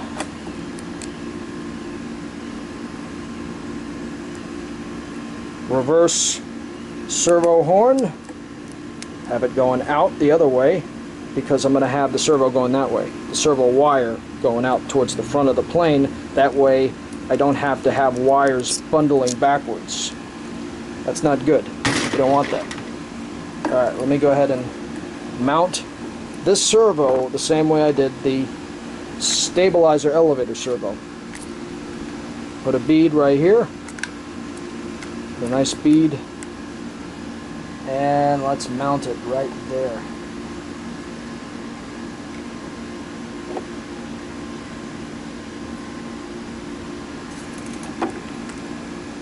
Start adding our servos, our aileron servos, into the wings here. Very important. Now, there's two ways you can do it. There's actually a bunch of ways, but there's something I call a servo tray. Let me draw it for you and explain it, so that you can understand what I'm saying a little bit better. Here's something called the servo tray. Now, you got yourself your wing. We're looking at the wing from the underside. Here's your wing. Here's your aileron.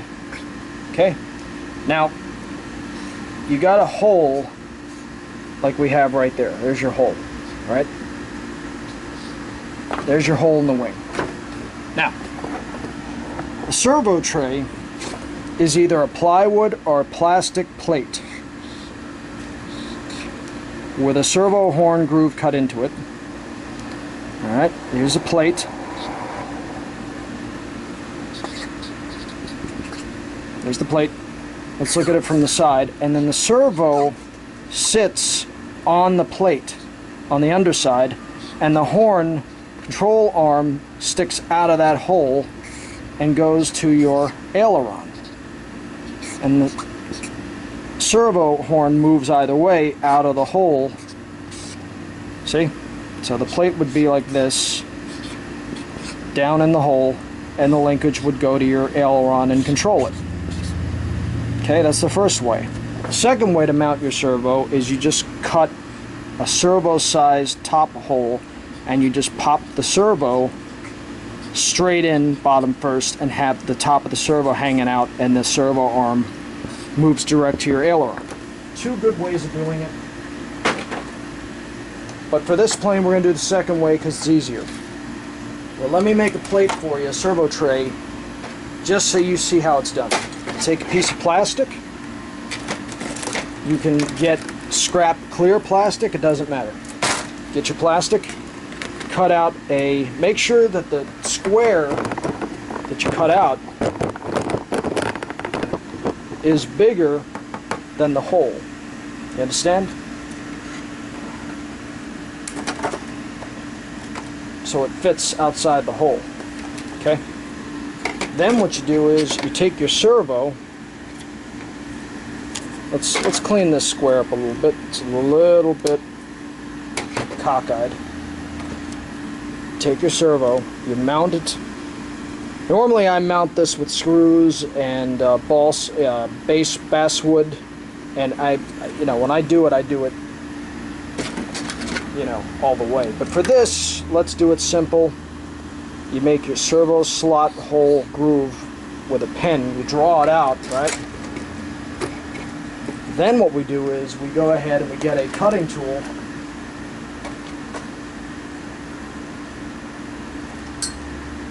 Go ahead and get a rotary cutting tool.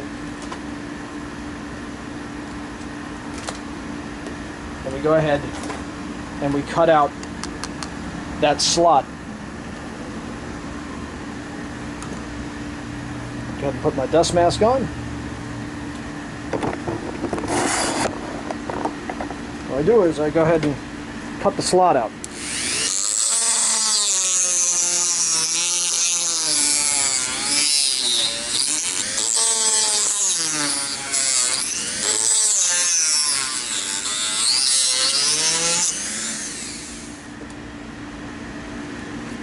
Cut the slot out, get off the excess plastic. Alright, then what you do is you take your servo and you just get it straightened up with the with that.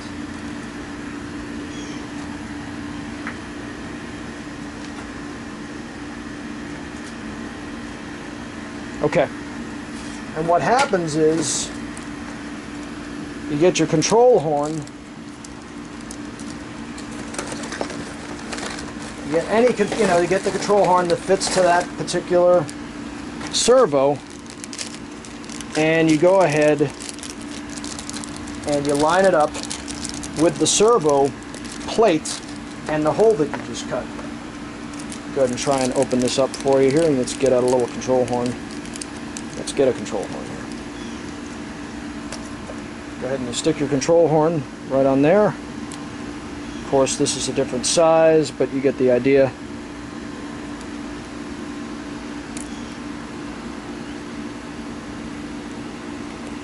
Alright, so what happens is you get your plate, you get your, see what happens? That's your plate. So we go ahead and we take a little bit of hot glue.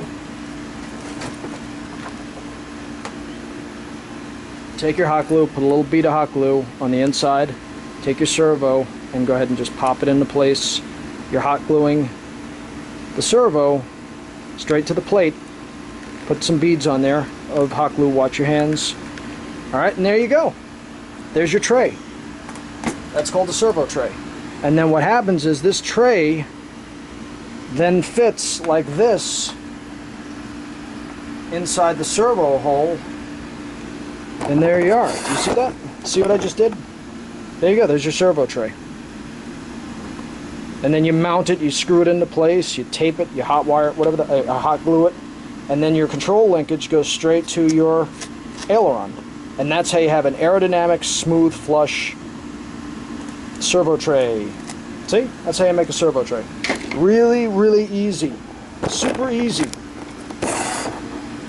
But we're not going to do that for this application. Okay, we're not going to do that. I'm going to go ahead and fill these up pretty much. But what we are going to do is we're going to add these servos. Okay? We're going to cut extra servo holes in order to mount the servo for the aileron. So what we're going to do is we're going to go ahead and take the aileron extension, servo extension, and go ahead and connect these up like so. Alright, actually what we should do is do this first. Hang on.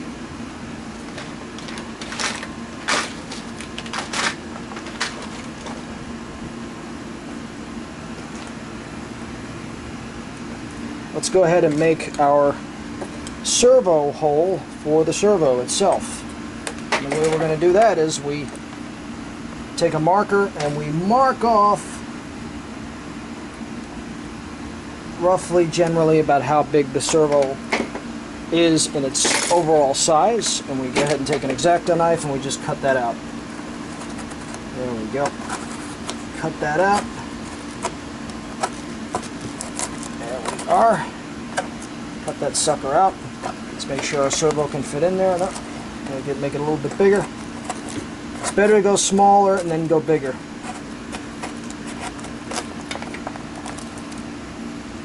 There we go. See what we're going to do?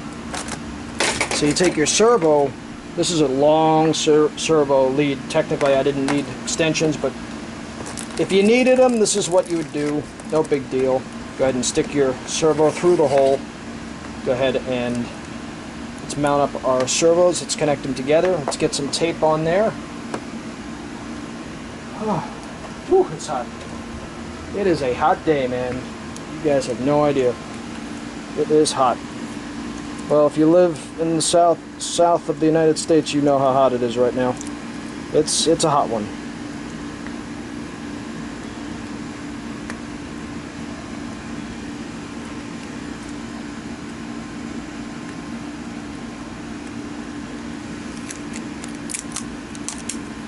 Alright, we're going to get some tape right on there. Tape these two together. Great. Stick everything down through into there like that. Stick your... There you go. All like that. There we are. Now, very important. You want your servos opposite of each other. Okay, if you're doing an aileron, you got to get them opposite or this won't work. Okay, ailerons have to be opposite. They don't go the... When you go left, they all don't go down. They all always have to go opposite. So make sure that your servos are going opposite of each other. You go ahead and replace some hot glue. Hot glue, hot glue, hot glue. And we stick our servo straight on there. Look at that. There we go, man. There is our aileron servo. Boom, just like that. Since we're not going to use that hole there, let's go ahead and fill it up. Let's cover that hole up, and I'm just going to use a piece of scrap plastic that I had sitting around. Let's go ahead and get a bead around there, around that edge. And there we go. Cover up that hole, because we don't need it. So there's one aileron servo into position. Let's add another one. Let's add the left side. Very important. Okay, here's our left side. Now, remember what I told you. These have to be opposite of each other. You don't want them both going in the same direction. Okay, that's never good. So we'll have them opposite of each other. That way, when this guy goes that way, this guy doesn't go the same way. You understand? You always want them opposite of each other. Always want your aileron servos opposite of each other. You never want them going in the same direction, because that's just gonna give you trouble, and you don't want that. They always have to go opposite.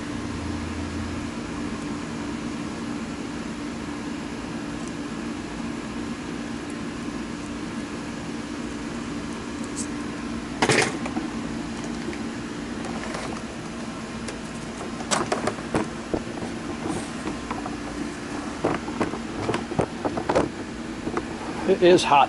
Whew. Okay, remember what I just did? I'll do the same thing again. I'm going to cut my servo hole for my aileron servo. Cut that straight through.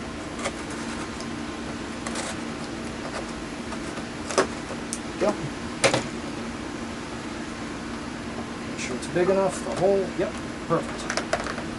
I go ahead and I stick my servo through. Like so. Through the hole, and going through like that. Hot glue. Get the hot glue right in the position where I need it.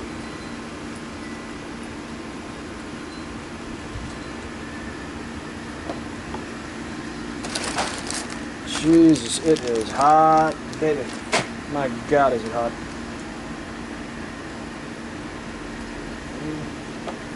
Run that through. Stick that servo right into place. There we go. Put a little hot glue on there. There we go. And then get my scrap plastic again.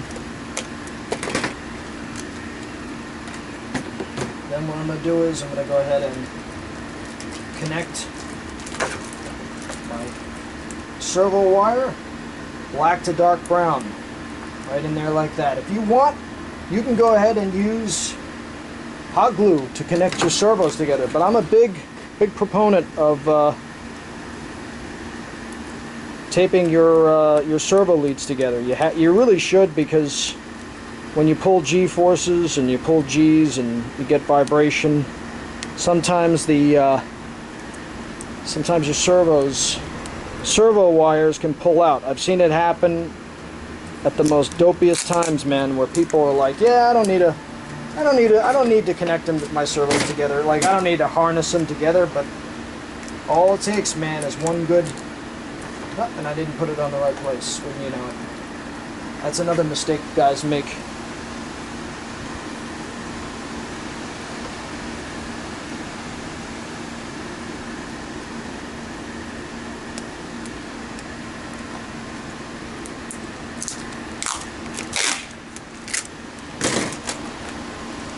Tape everything together, makes life easier on you. There we go, cover that up. Go ahead and put a little bit of hot glue around that, and we go ahead and we cover that sucker up. So it's nice and flush. There you go. Now, while I got you here, I want to show you something. There's something I need to warn you about cardboard, and you need to pay attention. I want to show you something. You see this? This was the cardboard elevator that we made. Here's the bamboo. But what happened to it? What happened to this? It got warped because it got wet. This is the one downside of cardboard. You can't get it wet. And if you use it, you have to laminate it. You have to waterproof it with paint, with epoxy, with Minwax, with shellac. You have to waterproof it. Because if you don't, and you get it wet, it's going to be destroyed. It will separate and get destroyed. So bear that in mind, my friends. Bear that in mind. Okay, so our servos are mounted. Okay, we have right and left aileron servos, and we have our elevator and rudder servo mounted.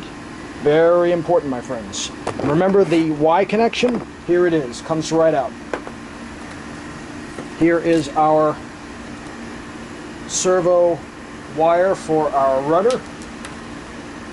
And let's go ahead and put a servo extension.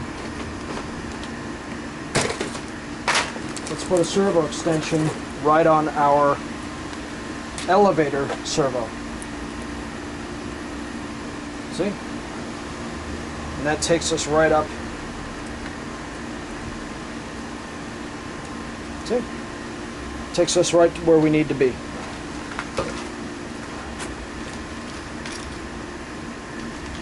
I'm going to get a couple tie straps. Get a couple tie straps here.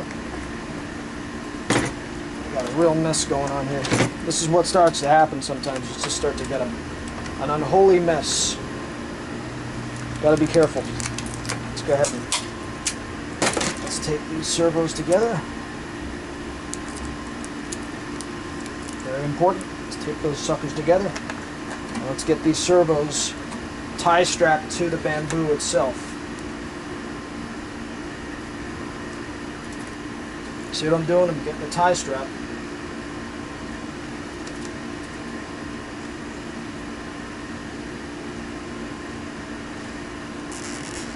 Make sure you pull them flush, so that way they're flush with the bamboo.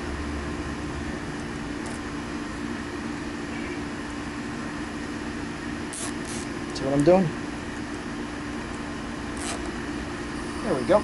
I'll go ahead and cut off the excess. There we go. So we got all of our wires coming in. We have all of our wires coming into one central place on the plane. We've got our ESC servo wire, channel 3, aileron, channel 1. We have our elevator, channel 3, usually channel 2, rudder, channel 4. So those are our four main, and then we have our battery connection. Okay, very important. And here is our CG. Here's our CG. CG. Right here. CG. That's your CG. That's the point to where you balance your plane. Now, she's very tail heavy. And what are we going to have to do? We're going to have our receiver and battery up front to get her CG'd properly. Okay? Alright guys. Our bamboo RC airplane. Now, one of the things I want to show you is, because our bamboo airplane only has a 48-inch wingspan and its length is 48 inches, we've used a lot of hot glue and cardboard in its construction, and that's going to tend to make it a little bit heavy. So I'm going to show you two ways of generating lift on your bamboo RC airplane or any RC airplane. The first thing little pointer aerodynamic tip I'm going to show you that you can add to our plane that we're going to add right now is called a fixed leading edge slat. Now I'm going to show you this right now. Now, one of the most impressive aircraft out there is called the Fuselage Storch. The Fuselage Storch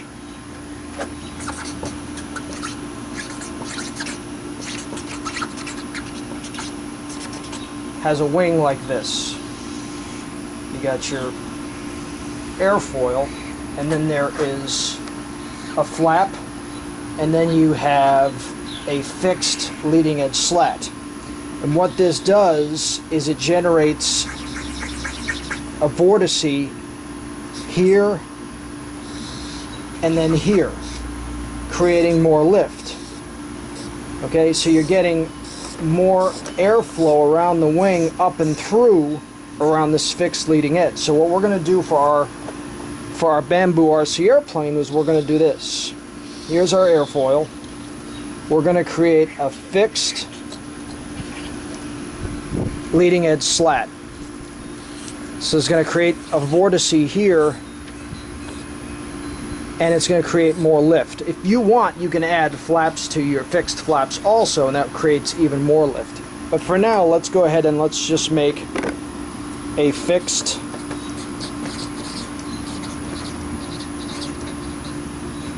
leading edge slat. Right there. Fixed leading edge slat. And what we're going to use are blinds, window blinds pieces, okay? And then on the bottom half, on the bottom of the wing, we're going to have a straw. And what that straw is going to do is it's going to curve out the airflow around the bottom side of the slat to help it suck back up under the wing to keep our laminar flow and keep a nice steady flow of airflow around the wing, above the wing, below the wing. But it's more important, of course, the top surface of the wing is smooth, and you keep a smooth aerodynamic flow that's unhindered, and that allows you to gain more lift. You're going to gain 20% more lift just by having a good leading edge slat. So let's take two pieces of this material, and let's go ahead and hot glue the two together. This will generate more lift than the actual weight of these pieces. So what we do is we just gently sandwich two pieces together, because what that'll do is that'll help strengthen the two pieces as they join together. Makes them more stiff and rigid. Okay, like that. And then what we do is we cut one edge flat like that, and it's going to ride, I hope you can see this, it's going to ride like this on our wing. You see? Watch.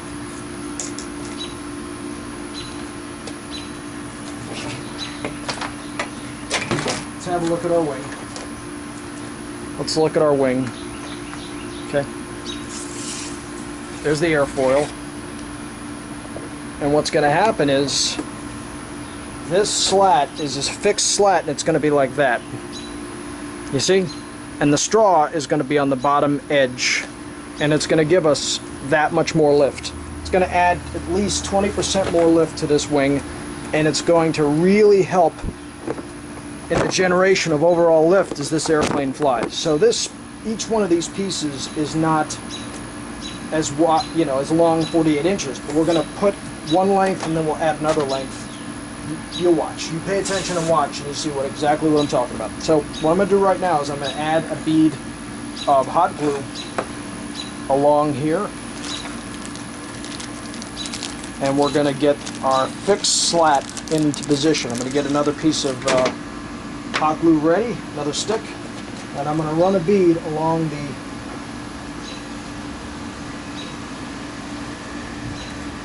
lower leading edge, and this is where this piece is going to ride on. Right there we go. Just like that. And what I'm going to do is, I'm going to take this slat and I'm going to just fix it right into position. Just like that. Fix it straight into position. Just like that. There we go. And that's our fixed slat. See? And then what we'll do later on is we'll put a piece of tape here to smooth out the transition from the slat to the wing surface, to the upper wing surface. Okay? So let's go ahead and put the other piece on.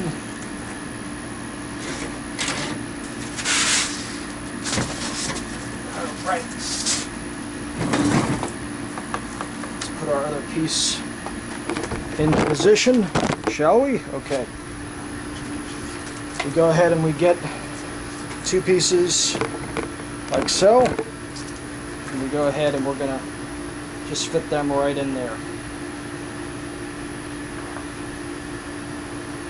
Get off, just like that, because you don't need a full, a second length. You don't need that. Cut that. There we go. Let's go ahead and get our hot glue and let's glue these two pieces together.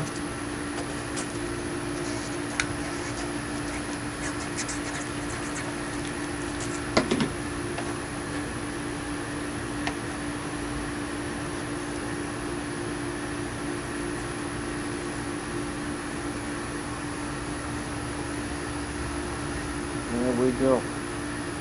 Glue our pieces together. Nice.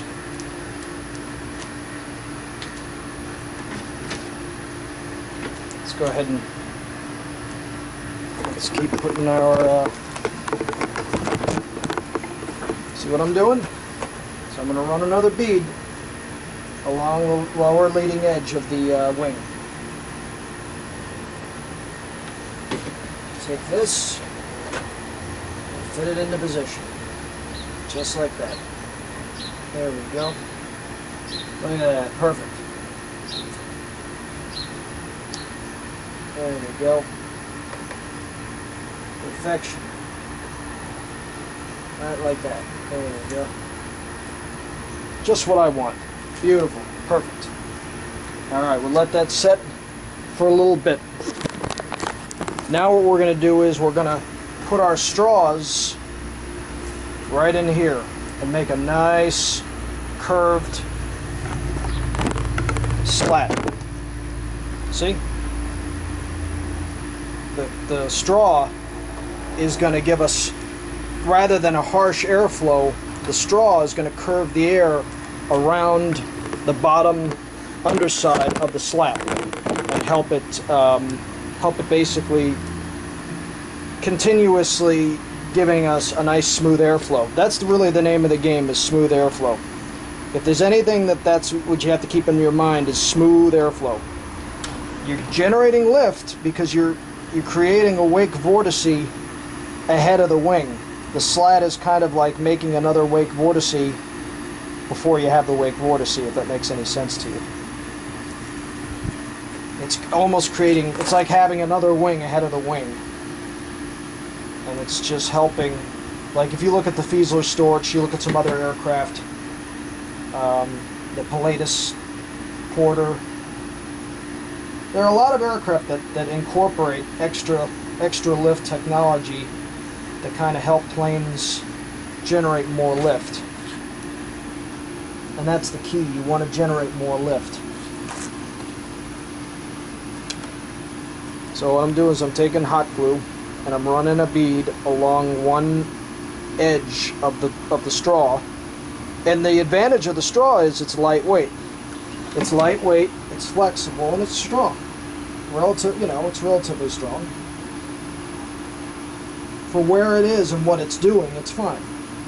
It's not load bearing, it's not, So I'm going to keep running these straws and see, the air is going to have a nice curved flow around the wing. You really want to avoid turbulence and areas of drag on your wing, because all that does is just destroy lift.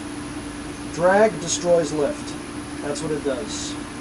I mean, if there's anything I'm going to teach you about aerodynamics, is drag creates trouble. It forces you to have to generate more power to achieve the same amount of speed and altitude and lift. You're going to use more battery power and more battery amperage to do the same amount if you had instead a smooth wing and a smooth airplane. An airplane has to work harder to get through the air with its gears down, flaps down. But slats have a tendency to actually, in some criteria, with just slats down and your flaps up and gears up, you're generating way more lift than you are drag. Way more. I mean way more. In some cases, some planes will not take off, get off the ground from the runway without the slats extended. That's true. Some planes cannot get airborne off the runway without the slats extended. Case in point was 1972 or 71. British European Airways Trident, Pacific Trident, was taking off from London, Heathrow International, and sadly the captain accidentally toggled the slats up. He was probably trying to retract the flaps by maybe 10 or 20 degrees, but instead, or probably maybe even trying to retract his gears, but accidentally retracted retracted the slats back up into the wing, and it actually destroyed so much lift that the plane stalled and went straight down just by getting rid of the slats. So slats are a huge weight generator for an RC airplane. So here we go. Here's our leading edge slat. You see that? You see? You see where the straw? See what that does? So we're going to run a piece of tape right here, right now. We're going to run a piece of tape to give us steady flow, steady laminar airflow over the surface of the wing. We have our leading edge slat into position. We have that hot glued. Now what we're going to do is we're going to take some tape and we're going to tape off the leading edge of our wing. We're going to put a piece of tape in between there, and that's going to help just smooth out the airflow. It's just going to help smooth out the airflow around the leading edge of the wing and give us a nice smooth. It's just going to help everything out, and that's what we need. Make sure that the top of your wing is clean. Make sure that there's no bumps or debris or anything like that, because when you go to Maiden, you're going to run into problems because any kind of disturbance on your leading edge of the wing or the top of the wing is just going to create drag and kill lift. That's all it's going to do. Remember that. You want smoothness. You want laminar flow. That's what you want, my friends. That's what you have to have. In order to achieve flight, you have to have laminar flow. Now, with your blinds, you're going to have little holes. You've got to tape those over, because again, they're just going to create drag, because air is going to slip into them and it's going to create drag. That's all it's going to do. So make sure that you take little bits of tape, and let's go ahead and tape those two pieces together. These two edges of these two sections of the leading edge slat. Let's make sure they're nice and smooth. There we are. We are done that portion of the build. Yes, awesome. Well, we're doing pretty good here. We're almost done. We are almost done.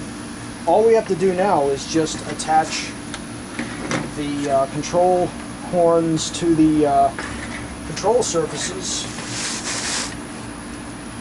and then balance the plane, and then mix everything up on the radio. We'll get the radio, and we'll get power on and everything, and mix everything up, and make sure, you know, do our mixing, ailerons, elevator, rudder, throttle, and make sure that she's running perfectly, so we can go ahead and take the next step, which is the maiden flight.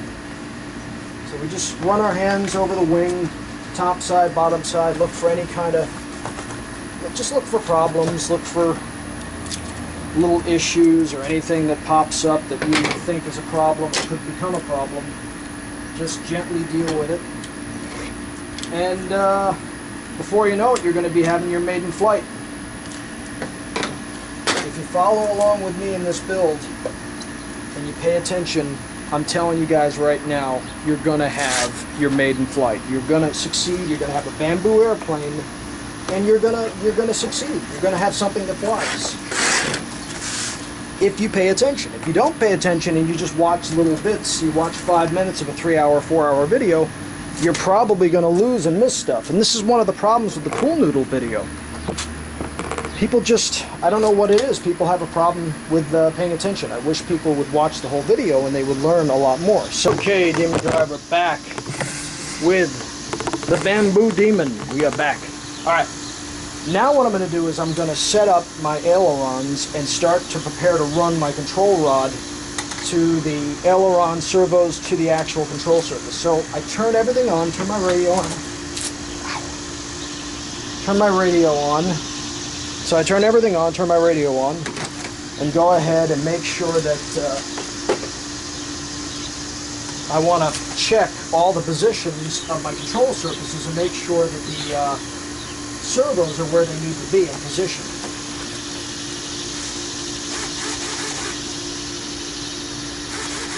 So look at that, they're all set. See, I got to make sure that the control arm is set in the proper position, and they are. They're actually perfect. That's a great thing. That's good. So what I'm going to do now is I'm going to go ahead and take my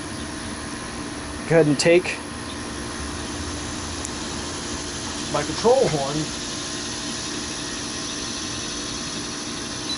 stick it straight into there. See, take my control horn.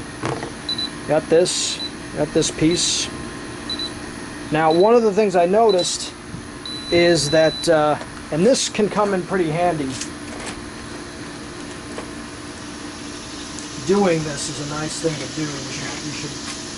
You should try it. You got your control linkage right here, but what you do is you take this piece of rubber, and what this does is this is a retainer, and you take the rubber retainer and you go ahead and you open this up like so with a plier or tweezer. You close the retainer and you stick this over the retainer, and it helps keep it closed. It helps prevent this from popping back off again after you have it mounted. So let's get you closer to the action, and let's get you right on top of what I'm doing right now. Watch. I take this, pop it into the horn, close this, get the retainer piece back over it, like so, right? Run this through the speed connector. Let's go ahead and let's open up this speed connector.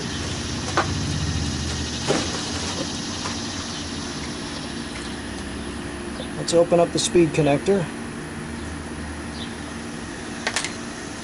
These really make life easy for you, man. I'm going to tell you something. A lot of guys that don't use these, it just makes life so much easier when you have these at your disposal. And we go ahead and we just pop this horn straight into position. We pop it into position. Okay, we get our hot glue gun. And we just hot glue right there, boom, boom. We hot glue this sucker straight into position, right there, boom. And run a bead of hot glue all around it so that it stays where you want it to stay. I'm trying to stay completely with hot glue with this build so that you guys at home, you know, so that you can basically build along with this and have something, you know, using stuff that I'm using that's pretty common and pretty basic, so that you don't have to use exotic materials, because that can sometimes be a problem, using exotic glues and epoxies that you might not be able to get your hands on. So what I'm going to do is I'm going to go ahead and center this aileron. Let's center it. Let's get it nice and centered with everything. Well, first of all, let's go ahead and let that servo horn set and dry.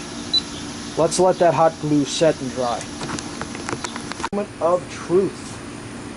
Control surface wise. Okay, got our radio on. Let's go ahead and make sure everything is working properly. Ailerons. Left, right. Left, right. Now, the trick with ailerons is when you move the aileron to the right aileron lifts up. So, right, and the right aileron lifts up, the left one goes down. The aileron always lifts to the side you move it to. Left, the left one lifts up. Okay, and that gives us a left bank. Right bank, left bank. Now, good. They're perfect. Rudder. Right, left. Right, left. Right, left. Right, left. Okay? When you move the rudder right, the rudder moves right. When you move it left, it moves left. See? Perfect. Correct. Elevator. Up, down. Up, down. Up, down. Up, down. Okay? To go up, the elevator rises up to meet you. You push it down for up, and it rises. Down is down, up is up. Okay, so let's... Look at that. Perfect. We're right where we want to be. The last step before our Maiden is the CG. Now let's go ahead and let's get the CG proper. Let's go ahead and disconnect everything out of the RX. Okay. Now let's get the CG right. Turn off our radio. Now, this is very important. This is maybe the most important thing of our build. What we need to establish right now, make sure that we're running. Yep, we're running. All right. Most important thing is to establish the CG. Okay? Now, we take our airplane and we balance it on the CG point. Let's lift you guys up. Okay, here's the CG point right there. There's the CG. There's our CG. Now, what we're going to do is we're going to use our battery as a leverage point, as an ability to move things around to get us where we need to be. But we can't go too far with the battery, because what we're going to run into is the battery then has a danger of hitting the prop and the motor. So that's no good. We can't do that. So we're still tail heavy. So we're going to have to, let's place our RX, let's get our RX up forward. Okay. And let's actually move the BEC portion. Let's go ahead and move that even further forward. Be careful with it when you snip things, because you don't want to, you don't want to snip too much off. So let's get everything sandwiched up forward. Let's get our power cord sandwiched up. Let's get everything up close and up forward. Up close and personal. Let's move the BEC portion up further, because if we can get the CG proper without having to add dead weight to this plane, then we're going to be doing pretty good. So let's get this little BEC tucked away gently. up here, and let's move some of this power cord up here too.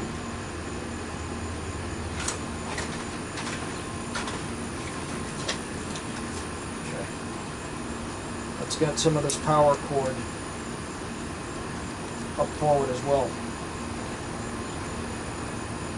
Because that's, again, it's just weight. The cord has weight to it. Trust me, it does.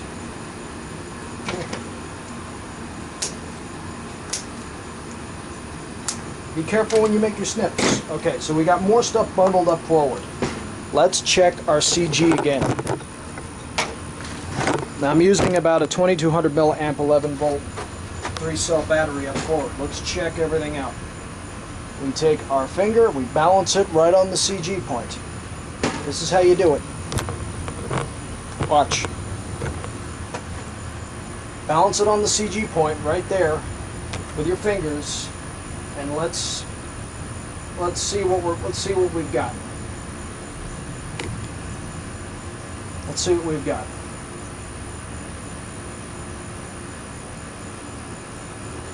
We're still pretty tail heavy, so sadly we're gonna have to add some dead weight. We're gonna have to add a little bit of dead weight to the nose of the plane. I hate doing that, but you know, unfortunately, this plane is a little bit tail heavy.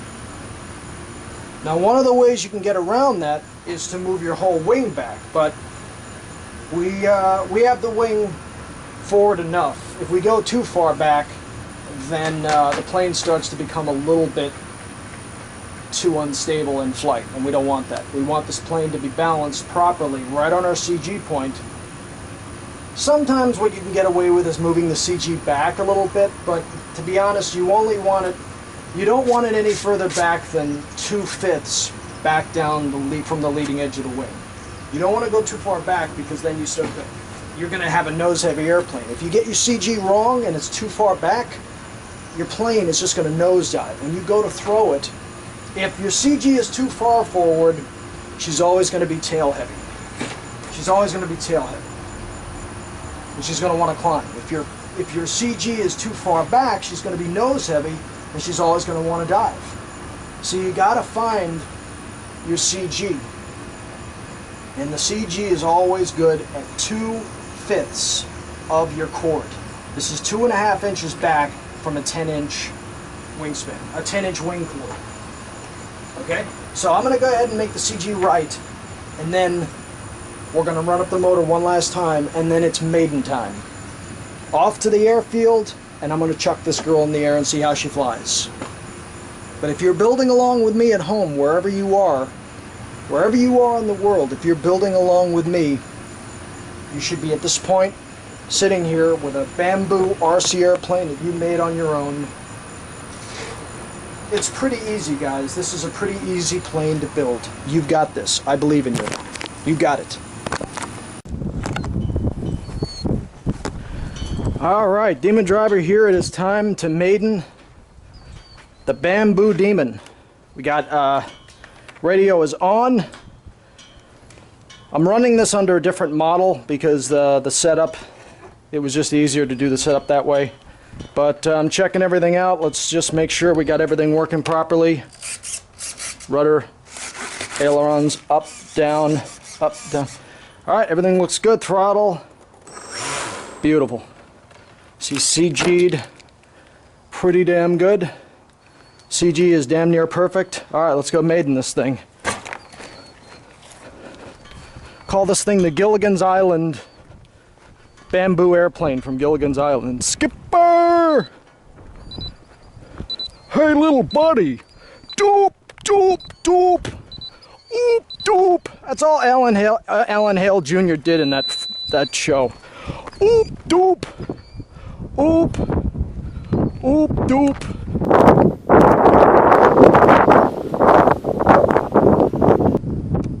Alright, here we go.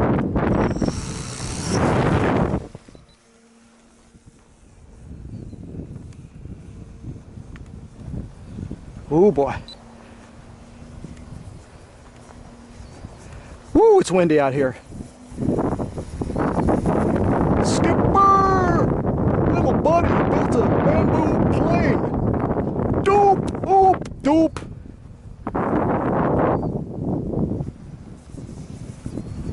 Woo.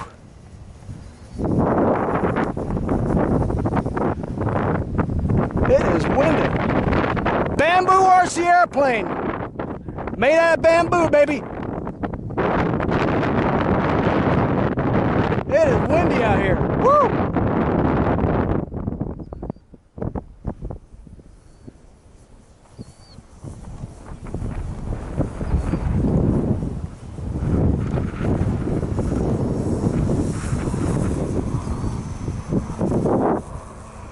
Made out of bamboo.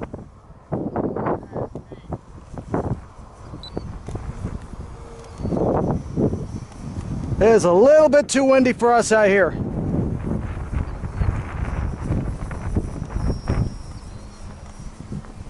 Let's bring her back in this way, Gilligan. I call this Gilligan's Island airplane.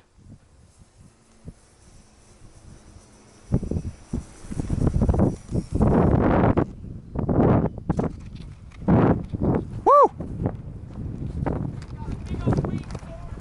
Yep, big fat wing.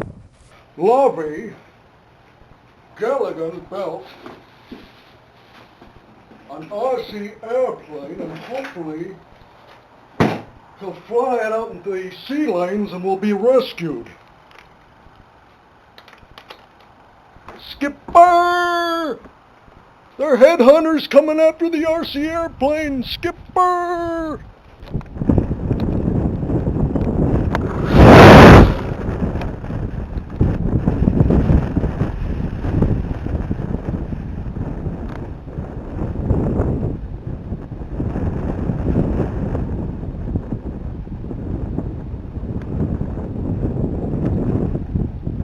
Here we go.